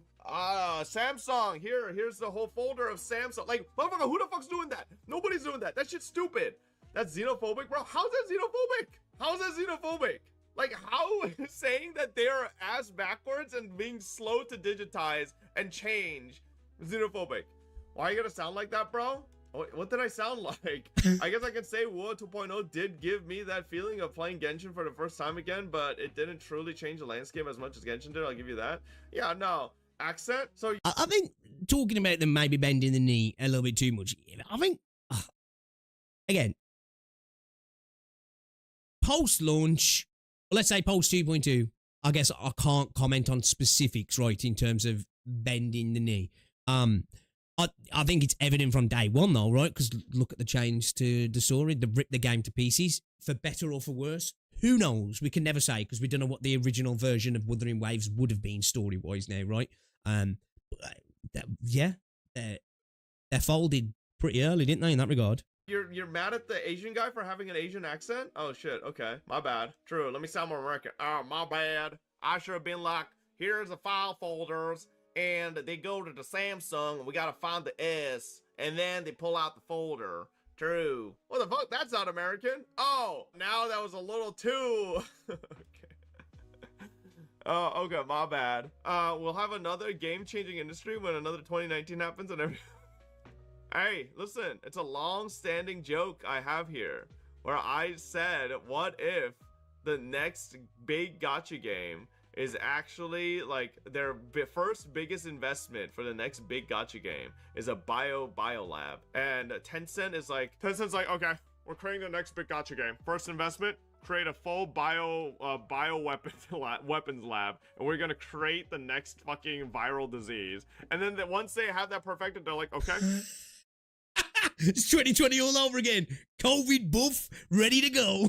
This has been tested on human subjects. Yes? Okay. All right, now we make the game. Like, it's like, oh god, bro. Chat, if I'm dead tomorrow, you know why. It's because I know too much. Alright, okay. You know what? How am I not sub to Fob, man? I've watched loads of Fob content and I'll sub. Yeah, man, fundamentally, I agree with a lot of points what he's saying, right? Man, we turned that into a long-ass react there, really, didn't we? But yeah, man, in regards to, like, the overall conversation around vision versus corporate interests and stuff, yeah, it's a necessary evil. This idea that all games are somehow creatively void. In regards to where it started, I just think it's not true, right? Because there was somebody at some point throughout the ladder who was super hyped about creating this and pour everything into it, and then the filters of corporations get involved and we end up with lesser products, right? And then the consumer gets involved as well at the end, even from companies that might not necessarily have the shareholders, the investors, the publishers, and everybody involved from top to bottom is passionate about projects. You know, the consumer is going to have an effect on how they then drive their art form forward, right? So yeah, great video. I enjoyed that. Yeah, man, yeah, and I agree. The worst thing that Enfield could do is rip out the fucking the base building, because that's them publicly saying we don't know. This was what we wanted. You said no. All right, then what do you want? And I think that'll inevitably end up bad, and it'll start infesting every other aspect of the game then, right? Because they'll second guess themselves constantly and bend the knee over the slightest little bit of pressure. So yeah.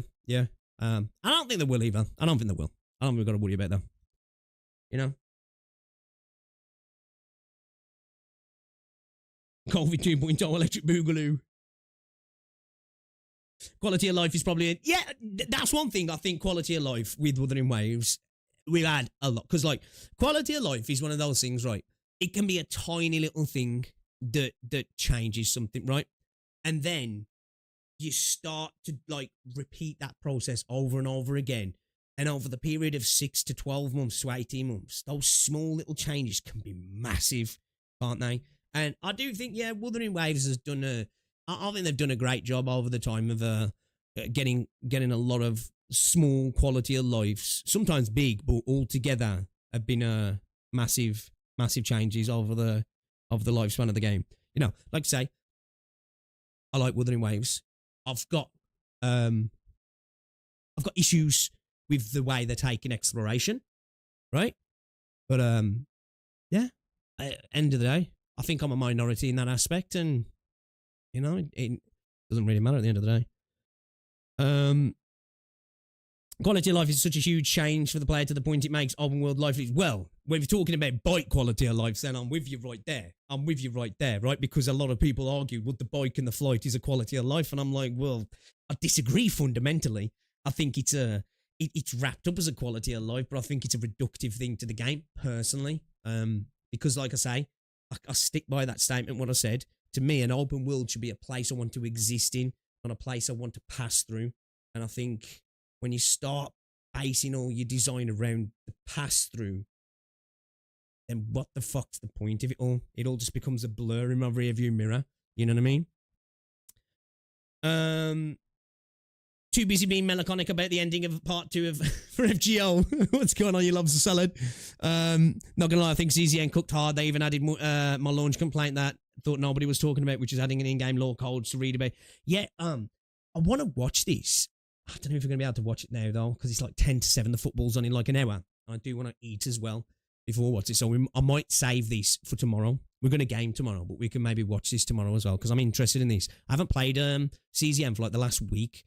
I haven't been logging in even actually, but I haven't really been playing many games over the last week, if I'm honest. So it's par for the course at the minute. So yeah, we need to get back on CZN actually. Utility should never be a QOL. I agree.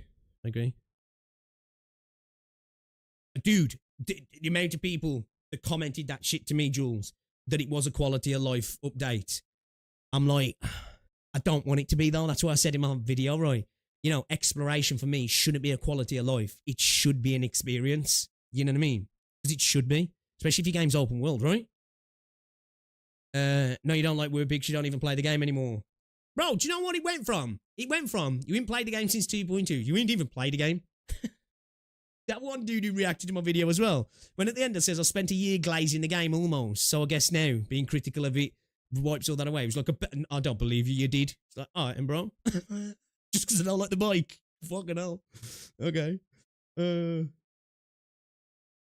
likes the idea of the original word, but the current state of it feels different from the... Yeah, that's kind of like my point, really. The Wolf has a vehicle to go places and have fun with while your places stop, but it's a more slower, deliberate movement. Did it very well. We're talking about there, Crystal, sorry. You're talking about where? We got some Warframe stuff you gotta have a look at. Team React Fresh. All my friends quit CZN. CZN is a great game, man. Just don't be Apple lot blast through. Yeah, we will. We'll spend like half it. The thing is, tomorrow we got nothing to do. I you know, Rosie didn't work until New Year's Eve, and then she's off until, I don't know when she's off till. I think she's back on the 3rd or the 2nd. So she's off now until the 31st, New Year's Eve. Then she's off for a couple of days. So yeah, tomorrow we can just get live. Probably get live normal time tomorrow. And then yeah, we just go all day long, man. So we can game, react game, whatever, you know. Don't really matter. Yeah, I can't wait to play Warframe. I'm not going to lie. The reaction is on like 5 minutes. Let's have a look. What's specific? Oh, shit. Do you know what I do want to watch, though? Fuck. We'll watch that Warframe stuff in a sec. Let's watch this first. Where is he? I want to watch this. Yeah, we got time. Let's watch this as well. It's 10 to 7. We could do like 25 minutes. Let's watch this and let's watch the Warframe stuff, yeah? Yeah, let's do that. Let's do that then.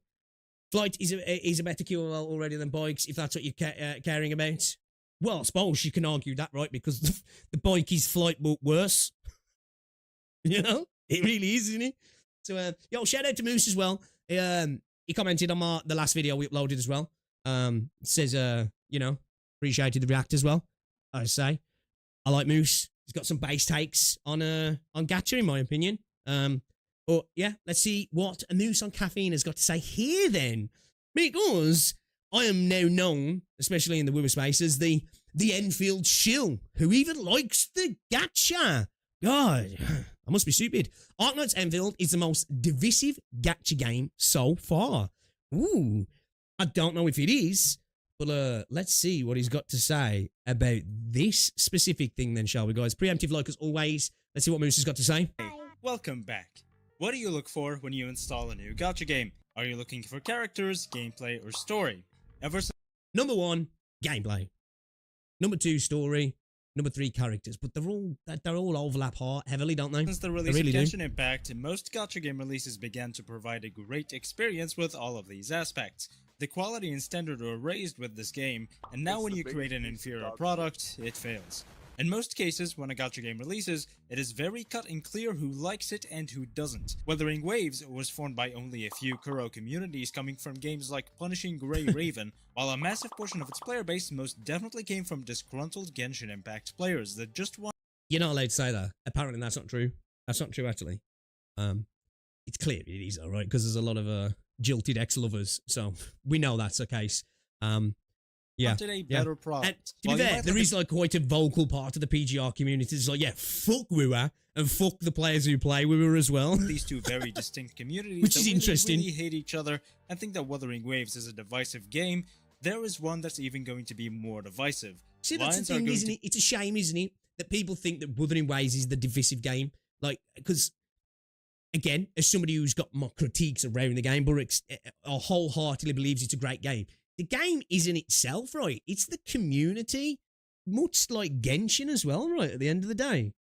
Be drawn all over the place, resulting in ARKNIGHTS Enfield becoming the most divisive gacha game to ever release so far. Just before we jump into the content, I've got something I want to talk to you about. Creating Raid these Shadow videos over Legends. the past 2 years has been super fun, but it's also a lot of work. So help me make more content for you by checking out Raid Shadow Legends. I'm sure you all know about it at this point. It's a fun fantasy-themed turn-based RPG game, all about collecting characters and fighting powerful enemies. It's got all the RPG game essentials, tons of amazing gameplay, and incredibly fleshed out endgame content. So, if you're a fan of this stuff, you're going to love it. You'll also get rewards valued at more than $200 by downloading it using my link in the description and the pinned comment. It's free, you won't regret it, and I would really, really appreciate it. Now let's get on to the content. In this We video, like news, I so want we'll to talk leave the about ad. how and why Enfield will be so divisive. Okay. I will be using a concept I've just made up called line drawing. Every time we Okay. conclude a reason for a massive portion of the player base to complain, a line will be drawn. Then I Okay. want to talk about the implications of this Factory's gotta be in there, divisiveness right? when it comes to community and game development. Finally, Okay. I also want to give you my thoughts about the game so far. Ooh, as the okay, beta has interesting. almost concluded and it's about time Because I don't think I've heard. I know I've heard him say that he's actually looking forward to Enfield, but I haven't heard his actual views on Enfield. I do Okay. a review. So ARKNIGHTS Enfield is obviously a sequel to ARKNIGHTS, and it's a sequel in I wouldn't call it a sequel so much, right? It's an adjacent title, right? And that's a fair, right? I wouldn't say it's a sequel, right? It's a part of the universe. That's the way I see it, anyway. every way. It's the same universe, the same timeline, even some of the exact same characters. The It is only a sequel, difference is pigs, we're catch hundreds up. of years into the future, and it's an action RPG instead of a real-time strategy tower defense game. One of the biggest reasons it's going to be divisive is that it takes after ARKNIGHTS a lot. While a lot of people may, at first glance, see that this is an action RPG gacha game and think they're obviously capitalizing upon Genshin's success, but they couldn't be more wrong. While games like Wuthering Waves are incredibly similar to Genshin Impact to the point where it's Ooh, damn, bro. probably impossible to claim that Kuro Games didn't take insanely heavy inspiration, Enfield's case is completely different. Mr. Bean. Also, by the way, I'm not attacking Kuro Games for this. Wuthering Waves is a completely superior Bro, look, people always say this, right? Oh, people like to make toxic misinformation points and then act like the Wuthering Wave space is just incredibly reactionary. If I do upload this is going to create that sort of attitude again. Why do you find it when everybody makes a video talking about Wuthering Waves where there might be some critical points they have to say, I'm not hating on Kuro or the game. I think that itself says a lot. Like Moose isn't exactly your person that really gets into it like that as well, right? Do you know? Well, that's what I've seen from his videos anyway. So it's it feels like a lot of people have to say that about the game. product to Genshin Impact in every way. They did the open world action RPG formula 1,000 times better. Anyways, how is Enfield more similar to ARKNIGHTS than its actual competitors? Well, first of all, if you're going to copy your competitors, you better do things better than them. This is why Wuthering Waves is such a massive success. It is doing so many things better than Genshin Impact, such as generosity, combat quality, and the gacha system. Meanwhile, things like Enfield's gacha system are only very debatably better than games like Genshin and WoWA. While I personally think it's a better system for many reasons that I have listed in this video right here, everything is still very debatable either way. Nah, it's not. Nah. The only place there's some debate is pity carryover and how important that is to you. But as I say anyway, I think that's a debate that's kind of moot anyway because it's a faux safety net, if you will. Nah, it's not a debate. It just is, right? This gacha system is not perfect. It lacks the True. 50-50 guarantee that many players are used to. The 126-star guarantee also doesn't carry over, which again, a lot of players don't really like. This is already one line drawn that separates WoWA and Genshin players from Enfield. that's The it's a system fair is a point, lot though. more like It is a ARKNIGHTS' part system, that where the only causes, guarantee to get the on-banner unit that you discussion. want is going above 150 pulls. If you're in dedicated ARKNIGHTS spaces, you'll find a lot of players really don't mind this at all. A lot of ARKNIGHTS players will tell you that if you just spend mindfully instead of pulling willy-nilly, you'll get what you want, and I'm inclined to agree, and I do think that the Enfield situation will be the same. This game also doesn't give out rewards like Genshin and WoWa. For example, achievements are completely optional and don't give Oro Barrel, just like in ARKNIGHTS. Umbral Monument, one of Enfield's endgame modes we already have in the beta, doesn't give much either. This is just like ARKNIGHTS where the endgame does not. I wonder if they'll keep that the same, right? Because of this conversation around the lack of pool currency, or they'll just throw it into non-combat based events, such as things like the photo event. Just so that means then they'll have to have a lot of non-combat events, which could be problematic in itself, because that could then mean we get less of other events potentially, or time spent on those events. I think the best thing they can do is probably just dial it up from the base game off the bat, right? So the base game itself just gives you more when you're logging in, when you're playing the game, when you're doing your bits and pieces, and then maybe attach some currency somewhere to some combat events where it's easily clearable. And if you're not clearing it, then it's like, I don't know what to say. You know what I mean? Really give gacha currency. And also, fun fact, like most endgame content in the Battle Cats, a lot of Genshin, WoWa, HSR, and Bro's got to get Battle players Cats in there, will man. see this and think it's predatory because you end up with less rewards. But this is obviously a good thing, because when you're not incentivized to pull the newest units because you need the 800 or so stellar jade lock behind the MOC, the devs are no longer incentivized to do things like power creep and HP. True.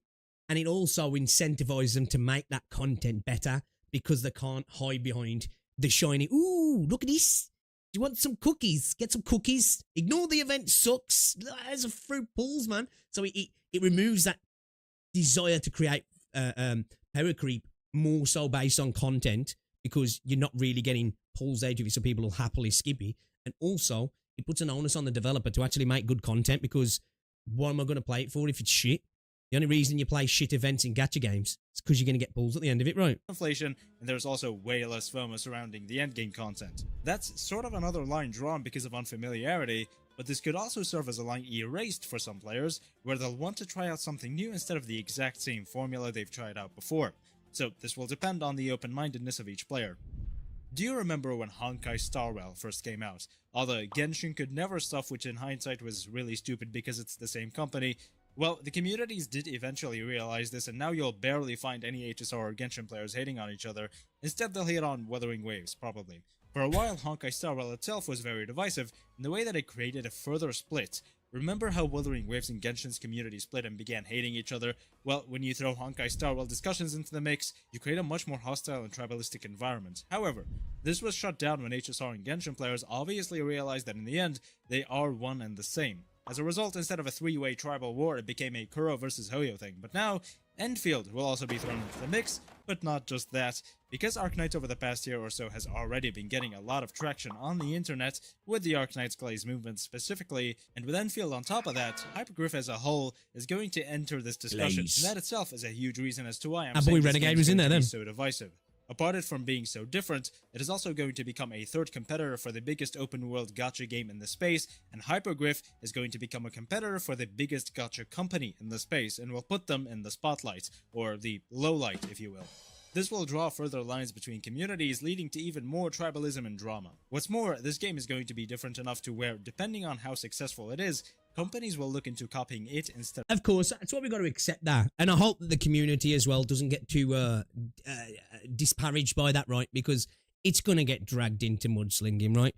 And again, I know people see me as this guy who wants to pit Enfield against Wuthering Waves. It's just not the case. I just talk about games sometimes, right? I will be making sure I do my best as a CC who enjoys Enfield, not to partake in that, right? You know, I will point out when I think Enfield is doing great stuff. And if I have to make comparisons, because sometimes you need to for a baseline, I'm going to try and keep it more based around Enfield as a game though, because end of the day, it won't need me to be getting involved in that, because this game is going to become a target when it launches. We know it is, right? We just know it is. So, you know, all I say is to the community, because I know it can be quite, down, you know, something that gets people a little bit downhearted when that sort of stuff happens. Just be ready for it. You know, it's going to happen. It's going to happen. Of Genshin. These companies are also very aware of the criticisms that are thrown towards games like Genshin. For example, Ethereal Restart released with no 50-50 for characters. If that doesn't tell you they know players are starting to get fed up with it, I don't know what will. If they see praise and glaze getting thrown at Enfield, then they will copy this game instead. For better or for worse, depending on its success, this game is going to probably set a new standard. I think it will set a quality standard in some regards, right? I don't think it matters about glaze and praise, though. End of the day, revenue will be the ultimate factor. The reason why so many games attempt to replicate things from Genshin, it's revenue. It's not because it was seen as the best thing since sliced bread. It's because it made the bread, right? And I said this before when I was playing Wuthering Waves, when it was first up for Mobile Game of the Year, and people in the community were trying to say, if it wins, this will be a defining factor for future gacha games. I was like, it won't. It won't. Gacha companies won't go, oh, that one game of the year. All right, let's model our game around that game. They'll look at who's making the most money, then they'll model a game around that, right? Suits don't give a fuck what you think about the game. They give a fuck about how much money you spend on the game, right? And that's what creates businesses to replicate other models. I'll take a moment and ask you why you think HSR, ZZZ, and Wuthering Waves, despite being so successful, haven't done that themselves. Well, the answer is quite obvious. While they are better games than Genshin in so many ways, they also didn't do things differently enough to where outsider companies looking to create new gacha games take notice and develop accordingly. A prospective gacha company I mean, this kind of goes back to what we was just talking about in the FOB video, right? There hasn't been a game really since Genshin that did what Genshin did in terms of the impact, pardon the pun, on the space, right? Genshin Impact had a genre industry-changing impact on gacha, right? There really hasn't been a game that's had that impact yet. People can say critically things like Wuthering Waves and Star Rail and Zenless and whatever the game you think is better has for you. But in terms of the global monetary impact, it just hasn't really been anything like it, has it really? What's the closest things to it? Lads, maybe. Or like Pokemon freaking, the Pokemon trading card game. CEO isn't going to look at Genshin and WooWa and say, I need to copy WooWa more than Genshin. Is any AK streaming TR 15 faster than Pix? Genshin makes more money, and 2, Wuthering Waves has so far won the same awards. However, Enfield does things differently enough to where games can either follow Genshin standards or Enfield's. But to be honest, while this is another line drawn that will differentiate between games from the last 6 years and games after, it is also pretty damn speculatory, mostly because we don't know how successful Enfield will be, and we don't know how gacha company CEOs actually think. Another point... You also got to take into account overheads as well when it comes to business practices, right? There's a reason why there's some gacha games out there that can survive off making 10 times less than the Genshin or the Wuthering Waves of the world, right? Because it costs so much less to develop said game. That's why, like, you know, your overheads become drastically larger when you go into the scopes of your Wuthering Waves and your Genshins and your ZZZs and your Enfields, right? Because it's production costs are just so much higher, aren't they? Is that ARKNIGHTS players are also complaining about Enfield. Their biggest issue with this game is the way limited and standard units work. Yeah. In ARKNIGHTS, most units come out in their own banner. I mean, that is one of the biggest units. Meanwhile, critiques, limited units only come out during events like anniversaries and Chinese New Year. Now, it's an oversimplification, but it's basically how this works. These limited units only rerun during the events they were released with. ARKNIGHTS... I'll be honest right now. Enfield won't be the cultural phenomenon that Genshin was. I don't know when that's ever going to happen again. I don't know. Because it obviously wasn't just down to COVID, but like it was like the perfect storm, right?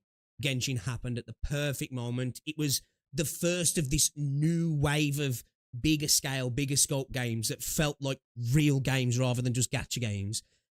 And it happened at just a black swan event, right? That may never happen again in our lifetime. So it's just...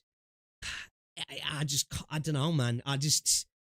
It'll be a long time if it ever does, right? Or it'll have to be something exceptional to make it happen. And I'm not saying I think Enfield is exceptional, but I'm realistic.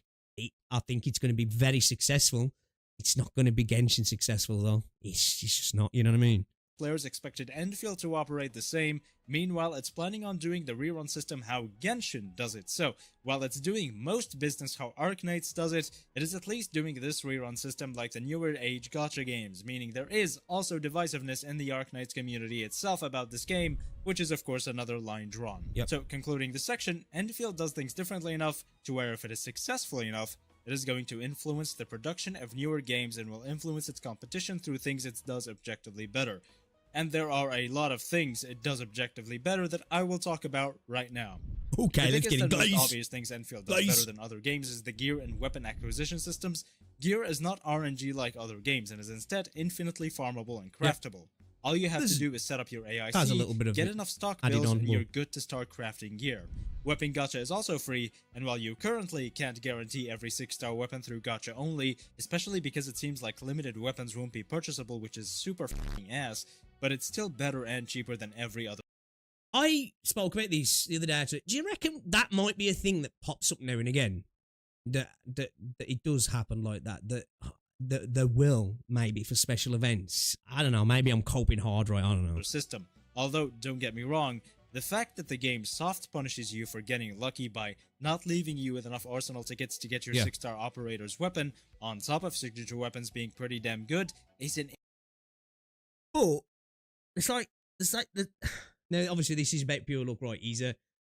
This all comes down to as well how impactful particular signature weapons are for certain characters. Now, if you can easily use a non-signature weapon with a character and it's fine, then you can skip a weapon banner, right? And then hope that on the characters where the signature weapon doesn't matter so much. Now, this is big cope and big assumptions.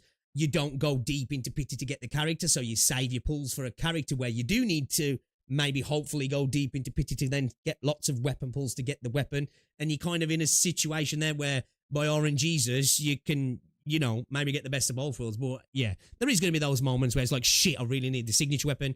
You get the character early, and you would have preferred to go a bit deeper, right? issue. Although it can easily be Again, do you fixed get every by... signature weapon in Genshin Impact? Exactly. That goes back to that soil video that we are just talking about, you know. You just, especially if you're free to play or as a small spender, you got to accept you ain't going to get everything in the game anyway, are you? You know? You're just not. 1. Adjusting the weapon gacha to reduce its requirements. 2. Creating modes that reward you with arsenal tickets.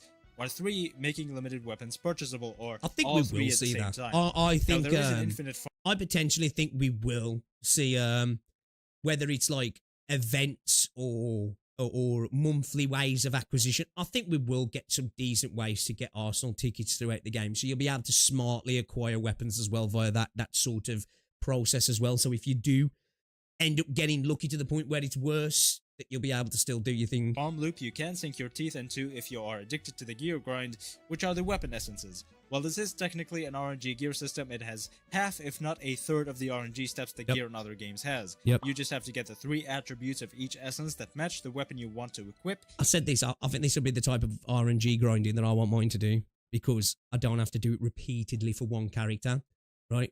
I'm not having to worry about a main stat and then 5 substats and then do that 5 fucking times. It's just 1, 3, done, you know? And that potential of getting the 3 is going to be where the real grind kicks in. But, yeah. And I've spoke about like the crafting type thing and the potentials of failures and stuff like that. We'll have to see. PTSD comes from some MMOs, so yeah. And then you can upgrade them. There is no level up rolling and there are no ranges. It is the perfect RNG gear system that incentivizes daily play without completely sucking the life out of you. There is a set, obvious, and non-arbitrary finish line that you can aim for, unlike other games where you can always get like 2 more speed or 3 more crit. Yeah, you know, yeah, agree. Star Rail and Woo for me, both particularly painful experiences. Damage or whatever. That finish line is simply getting a weapon essence that matches your weapon's attributes and is leveled up to max. Now there's also gear artificing, which basically works the exact same way as weapon essences except for gear. Now honestly, I'm still not the biggest fan of the gear artificing system, only the crafting part, though it is still overall a much better system than most other games and won't lead to that much suffering in the end. Although I used to think I liked the AIC gear crafting more than every other game because it was infinitely farmable and craftable, because of the gear artificing system being heavily RNG, I have gone back to preferring games like Battlecats and ARKNIGHTS that don't have RNG in the character building. Aside from these systems, I also absolutely love the rest of the game. The exploration combines with the AIC factory super well, and it by far creates the best exploration experience. I saw this as well, not to keep going back to that, but Enfield's got zip lines, bro. It's the fucking same as the bike, bro. Nah. After we've seen the bike working now, I don't want to hear a single soul utter that zip lines, even if they were all around the map anyway, and you didn't have to craft the network yourself. Let's say that wasn't the case, but it is, so we take a further step away from it. If it was just there, after that gameplay we saw earlier of the bike, right? The idea that some people were saying that zip lines are inherently going to be the same in terms of reducing the friction in exploration as the bike is just crazy for me to hear now after seeing the gameplay for the bike and seeing this. It's just not the same, is it? Out of the big open world games for me. The visuals are super beautiful, the details are insane, and the performance is super smooth. Now, the story, while it isn't the most revolutionary, is still definitely a great experience. I do definitely enjoy it more than any of the other 1.0. Because I know from what I've heard, as you get to Wuling, things improve, right? I am quite confident and I'm hopeful that the story is something, like a lot of gacha games, will just get better after launch, right? Again, I expect many stumbling blocks for Enfield post-launch. I do, and I think we're not going to get that's naive.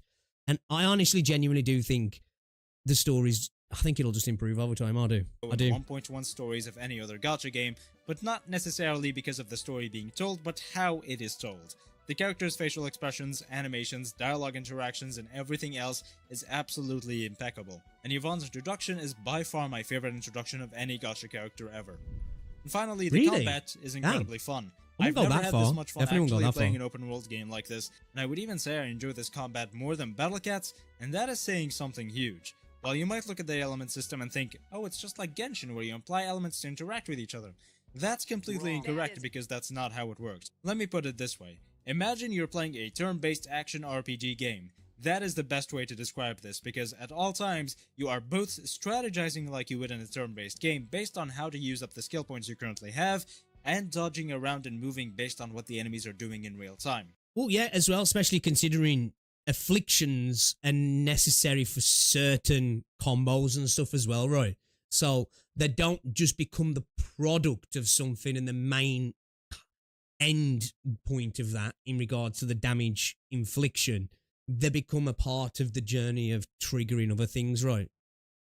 Now this game is ready for the January 22nd release, and the only thing that will really mess up the release date is if they pull a Stella Sora or something, or if they don't have enough events going. While it is ready, it is also not perfect. I've said this before, it is fine for the January 22nd release, although I do believe that it would have been so much better for the game as a whole if that date was instead an actual open beta and not a Chinese game development proverb.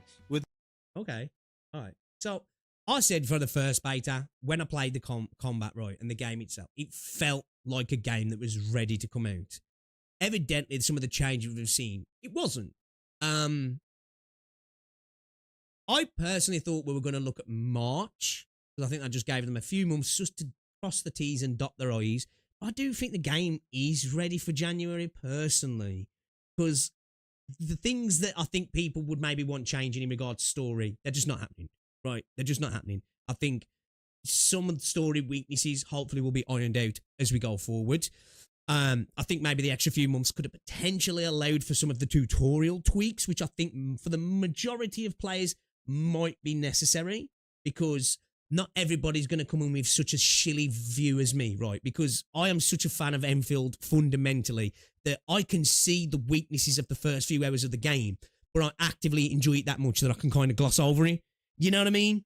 I can't help it. That's just it. But I'm cognizant of that other people are going to come in who are maybe not as enjoying as a fan of the game initially. And that could potentially be a bit of a filter for them. So I don't think we're going to see much change in that regard. So I think it's fair to say that maybe a bit of a longer window for launch could have been a potential positive for the game. Because I do think that might hamper some people's enjoyment and involvement in the game initially, but I'm still hyped that it's coming soon. I'm still hyped. Maybe the actual release date closer to the end of February and March. I'm not saying that tutorials are. I don't know. It's like I think they are necessary, but at the same time, it's more for like I guess I don't even necessarily.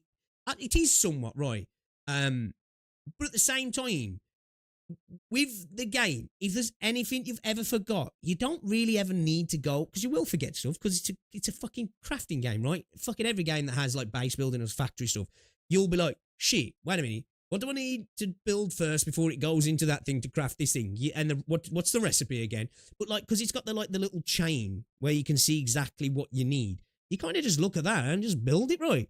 The tutorials will never give you the most efficient way to build a factory. They just give you the basics, don't they? I literally saw people read the tutorial and 2 seconds later get stuck and said, I think that's fair. But I think it's also something that you can learn by just looking in some of the menus and stuff as well with the build chains and stuff like that that can solve that. But yeah, I've seen it myself as well. Tom Bro was a person who I've seen it. He was bitching about how handholdy the tutorials was.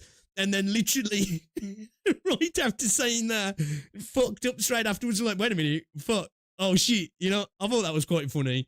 And we'll all do that. At the end of the day, as gamers, we do that all the time, right? A game can literally fucking explain something down to a T, right? And we'll be off in our ADHD brain, get into the game, and be like, wait, what do I do? Right? We've all done it, and I'm sure I'll be doing it on the stream.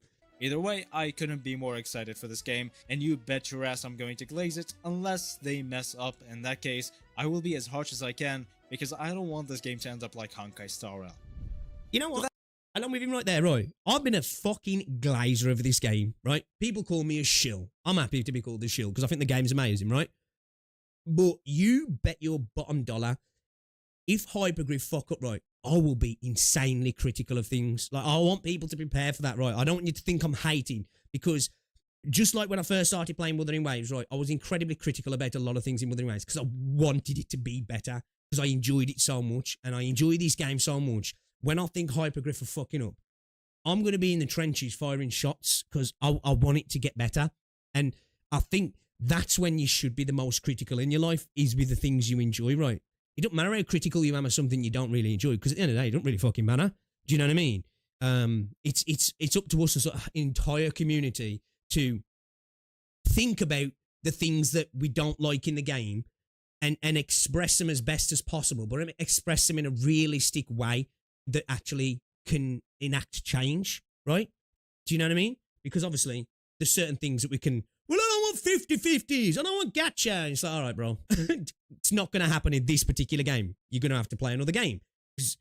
We've all been there with certain things like that. But I mean, things that we can actually put back to the company in a sensible, smart manner and be the part of the vehicle of change for the game as well, right? That's what I want to be when this game comes out, because I enjoy it so much. And this isn't even coming from kumbaya, let's all dance around the fire kind of attitude. It's just because I just want the game to be better, because the fucking game's good and I want it to be better. So I think it's our duty, right? It's our duty to attempt to be critical of things, but as I say, be smart about it. Don't treat it as look at it as what's better for the game, rather than, I suppose, what's better for us sometimes. But be realistic about our critiques as well, right? Because as gamers, we are incredibly good at being like, I don't like that. And then it's like, well, what do you want? I don't know, but I don't want that. That doesn't help anybody at the end of the day, does it really? But I suppose sometimes it does, because smart devs can look at that and go, okay, they don't like it. It's up to us now to decide to find something that we'll like, I guess. So yeah, another great video from Moose there, guys. I get what he's saying. I know it's the title. I wouldn't say it's the most divisive gacha game so far. I think there's definitely a few things that are at points of contention for people. The gacha system, in terms of the pity system and the spark for your average gacha player, like a Wuthering Waves player or a Genshin player or a Star Rail player, being like, wait a fucking minute, what's this? So that's a line that can cause contention. And then I suppose characters not going into the standard pool like they do in ARKNIGHTS for an ARKNIGHTS players is a point of contention for them as well, right? And then there's the factory as well. The factory is going to be a point of contention for a lot of people also at the end of the day. But yeah, I can't wait, man. I can't wait, guys. I'm excited. I'm so excited. It's going to be a good time. Would piss me off for the last time. I saw your comment, dude. I didn't get a chance to react to it, though, because literally going live as a sorry. Hand-holding tutorials are really necessary for Enfield. Factory shouldn't be something people can skip because they will. See, like that, I kind of felt like that, right? Because I'm stupid at the end of the day. And at as somebody who I genuinely believe I suffer from ADHD, right? I've never been diagnosed, self-diagnosed myself, like most people do nowadays, right? But as somebody who does a lot of streaming as well, I am so aware of my inability to absorb information sometimes, even more so when I'm streaming, right? Like, I'll be there waffling away and then be like, fuck, wait a minute, what am I supposed to do right now? So, like, kind of having that handhold stuff for me, it's like, it's kind of appreciated because it's like, wow, this was designed with my dumbass brain, my smooth brain in mind. So, like, again, but I'm cognizant of not everybody feeling the same. You know what I mean? What we replace the tutorials with, people who complain the game didn't explain the systems. Well, this is a fact as well. It's a hard balance to find, right? And the hardest part of the factor for new people to factor gameplay is just trying it and taking the first step. Yeah, I think you're right. I think you're right. This is why I think blueprints will be a good thing as well, right? Because they'll encourage people who was going to ignore the game entirely to maybe, all right, then I'll give it a go because there's a blueprints now. And then they fuck around with the blueprints a little bit. And then they're like, oh, actually, I've got an hour. Let me move some things. And they're like, oh, you know what? I kind of like this. I kind of like this. Don't put yourself as in the game's crafted for you. You have to understand Enfield will be the new kid on the block and people are going into this game as a little to no experience with factory. Exactly, yeah. I agree. Renegade, we have to try and separate our emotional connections sometimes and see what's, you know, better for the game in general rather than having that instant reaction. Like, oh, I don't know about this. I don't know about this. Because for that particular moment, you were frustrated with it or something, or you didn't read something, or something feels a bit difficult or something like that, you know what I mean? Because just look at ARKNIGHTS, for example, you know, the amount of times where I'm sure we've all been at a stage and we're like, oh my God, I hate this. And it's the beauty of the game though, isn't it? You know? Reminds me of Clay bitching about unskippable tutorials in ARKNIGHTS and then bitching when the first stage is a new mechanic and they hadn't explained it yet. Kiara is just happy to finally play ARKNIGHTS IP, I would say, and saving for its release. Yeah, I can't wait. I can't wait, man. Like I say, don't get me wrong, I will be critical because that's the way I view games, right? Because I'm passionate about video games. Oh, man, I'm excited. I'm really excited. There's no other game on the market, even outside of Gacha at the minute, that's got me this excited about a game because it's fucking, it's good, man. It's so good. You know, I can't wait for you not to try it, the people who haven't tried it yet. And I hope you feel the same way as I do, you know, especially people from the ARKNIGHTS space. I really hope you find a passion for this game as well because I think it's fucking amazing, man. I do. I think it's fucking amazing.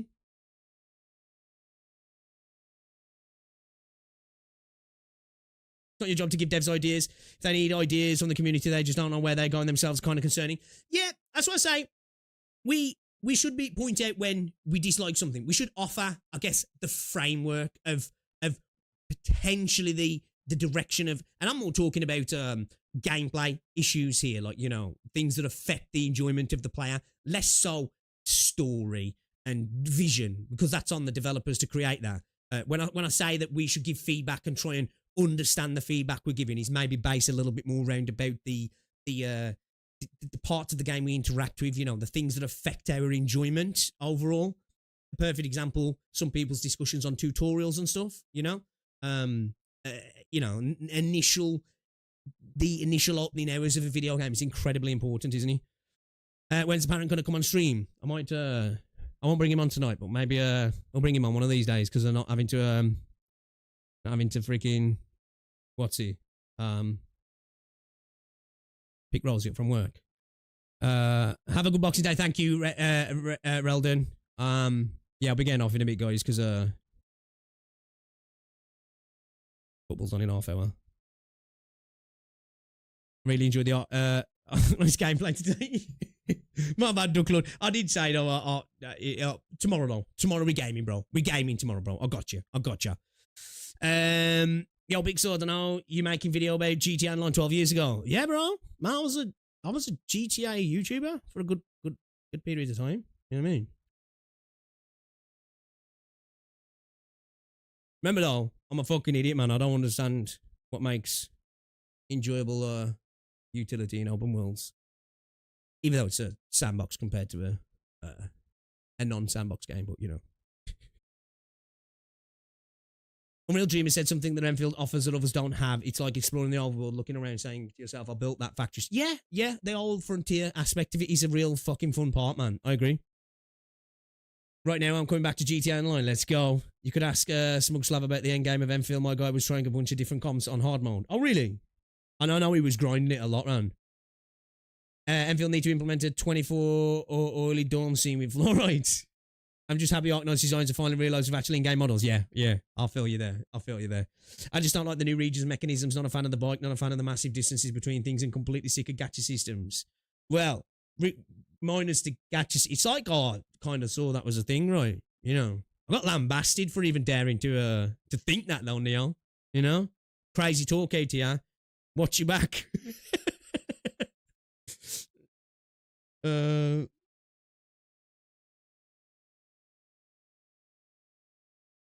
Gamers are good at diagnosing symptoms, but shit at offering. Yeah, exactly. Yeah. That's why, like, I remember Tectone and I think Saints and I'm not like saying their opinions wrong here, right? They were discussing. I think they were having a disagreement with Cap. I think actually, and like Tech was like, it was like going on in hard on Cap because she kept saying, I feel, you know, well, she went really hard on me for saying I feel, apparently, as well, which is kind of ironic when you think about it. But he was saying, like, they were talking about, you know, when it comes to criticisms of video games, sometimes, that it has to be, like, all based in, like, fact and have a solution.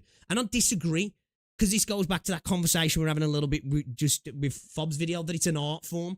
It's quite hard sometimes to put an objective fact down on a form of art, because a lot of the time it is incredibly subjective by nature, right?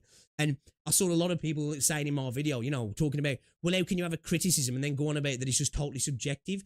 Because I think some people, by definition, think a criticism has to be objective, but a criticism is usually based on a subjective and objective facts, right? That you come to give a critical viewpoint on something. That sometimes when it comes to art, i.e. video games, a lot of it can be feel, right? This doesn't feel like this to me. This doesn't look like this to me. This isn't the thing I remember it being. Do you know what I mean? And I think that's why sometimes it can be hard for gamers to offer up the solution, if you will, because we perceive the art itself all in a different way, don't we? So like I say, we can offer up the framework of like potentially what could be the improvement for this, for us to sit there and say, if you do this, it'll be fundamentally better. A lot of the time, we can't really say that, apart from if it's like something seriously objective, like, yeah, we literally don't get enough rewards in this mode. That's something we can say, yeah, dial that up, fixes it. That's a fair thing. But, you know, when it comes to a bit more of a philosophical argument around the experience itself, it's you know, I'm a subjectively dislike the bike objectively. we need to make it demonstrably objectively proven. That's what we need to do. Subjective now, we take that as a personal attack. Oh man. I've got real world concerns like I do have a Chinese food or Burger King. Yeah, look at High Guard trying to people bounce off that so hard and fast. It was funny, right? It's not our job to have answers. Exactly right. That's where good developers come in, right? We go, this feels like shit, this looks like shit, I don't like this, I don't like this, and I don't like this. And then real good developers look at that feedback, send it to the people who are better than us at this sort of shit, because they make the shit, and go, okay, right, they don't like A. All right then, I've got a solution for that. They don't like B. Ooh, okay, let's try this, and if that doesn't work, then we go with this. You know, like you say, it's not like some people act like in the gaming space, it's our job to fix things. It's really not. And you can be critical of something without offering up the fix, because that was kind of what the conversation with Cap, if I remember correctly. It was kind of like, you really shouldn't be jumping in the ring to be critical of something if you haven't got a valid solution for it. I disagree. Do you know what I mean? I just disagree fundamentally with that. I think as somebody who's a consumer of art or the thing that you're enjoying, you can be totally publicly critical about it. It's not your job to fix it, really. The mobile optimization for Word 3.0 is so bad, it's crazy. And enough people apparently, yeah, it's It's quite rough on PC as well, Hermes. People really need to watch the GDC talk about this. What's that? All right, let's have a look at these quick Warframe things then before we get off. Because football's on in 25 minutes. So I've got to be quick. Are these quick? Are these quick, boys? Is this the one I'm looking at, Ken? Is this one I need to look at? Okay, too short. All right. Oh, is this music? Oh. Am I looking at music or am I looking at something else? Let's see. Warframe. You're available now on all platforms. Okay, nice and short. I like it. I like it. What's this here as well? Okay. All right. Let's have a look at these then. Let's have a look at this one first. Then we'll look at the other one. The Arelli Prime Access available now on all platforms. I am a United fan, yeah. Unfortunately. Theater, your vivacity most captivated me. I would have worn that face with joy. But you concealed deep disrespect beneath shallow waters.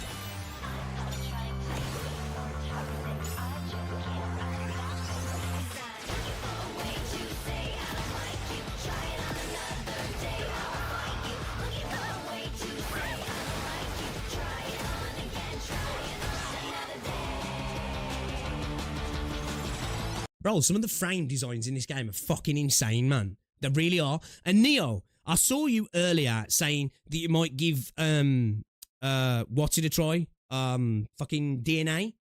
I don't know. I can't remember if you did try to get into this game before. Well, if you think you'll get some enjoyment out of DNA, I think maybe Warframe's the way to go, bro. Honestly, I do. Like, I'm going to be checking it out soon. We're going to be playing it very soon myself as well because, I tried DNA, but I was just like, I think this game's just kind of mid, if I'm honest. Warframe just looks like better. It's just better. You know what I mean? Yeah, my condolences.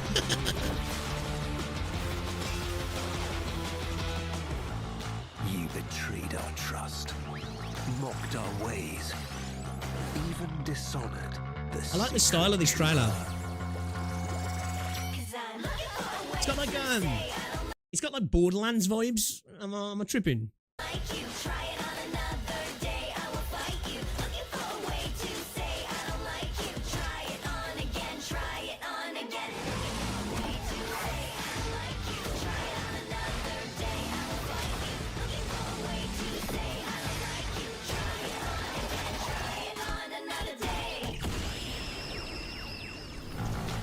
Tiny Tina vibes, yeah. Show where you now, fatuous nymph, little ocean flower, little Urelli.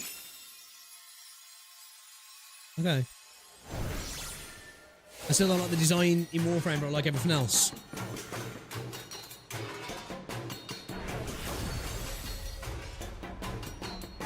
I'm actually excited about playing Warframe, man. I'm getting excited. Alright, check this one out then. Excuse me. We are losing this war, you say.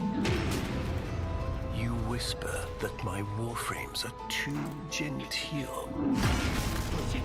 Very well. Away with chivalry. Yo! Let us have monsters. Bro, this is giving me Nurgle vibes. Like where he opened the door then with his stomach. Like, that's straight up fucking Nurgle, man. The roar of club and belly. Hunger and smoke. Beasts of cave and glug. But he's doing poison as well, yeah. I spread for you. Like the Plague Father?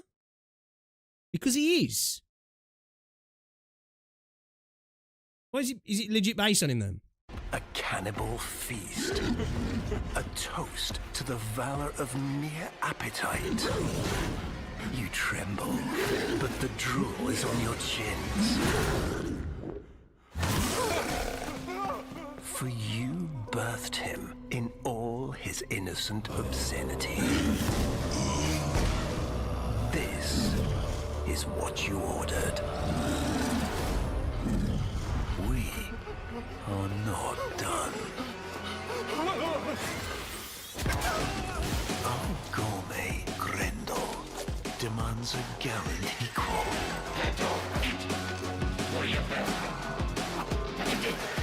Lightning to his gastric thunder.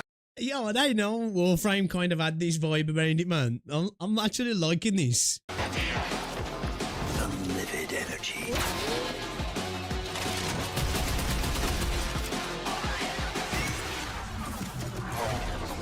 Meteoric as messenger of long Yeah, that was forgotten sick. gods.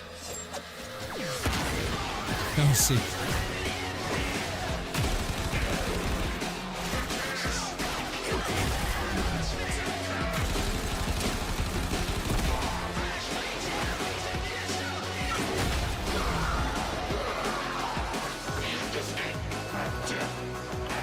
Holy shit. This is kind of fire. I'm not gonna lie. This is a dope trailer. Between these two, the unspeakable and the inescapable, there must be no more talk of defeat. That's sick.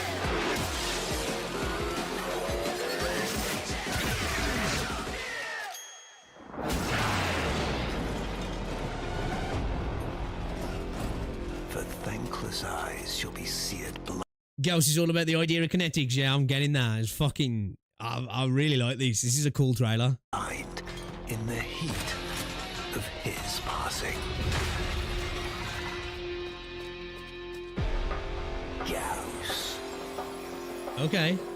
Alright. That's a good trailer, that is, man. That's actually a good trailer. Yo, I'm not gonna lie, man.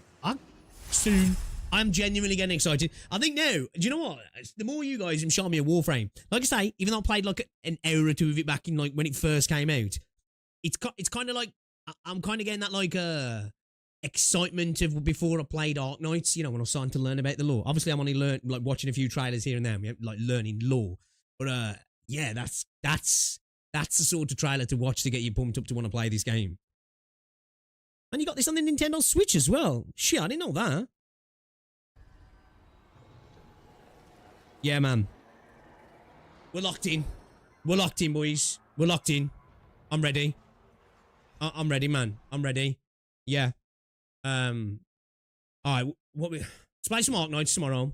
Maybe do a bit of Enfield. I do need to do some Enfield off stream. And then, so it'll be the 27th tomorrow.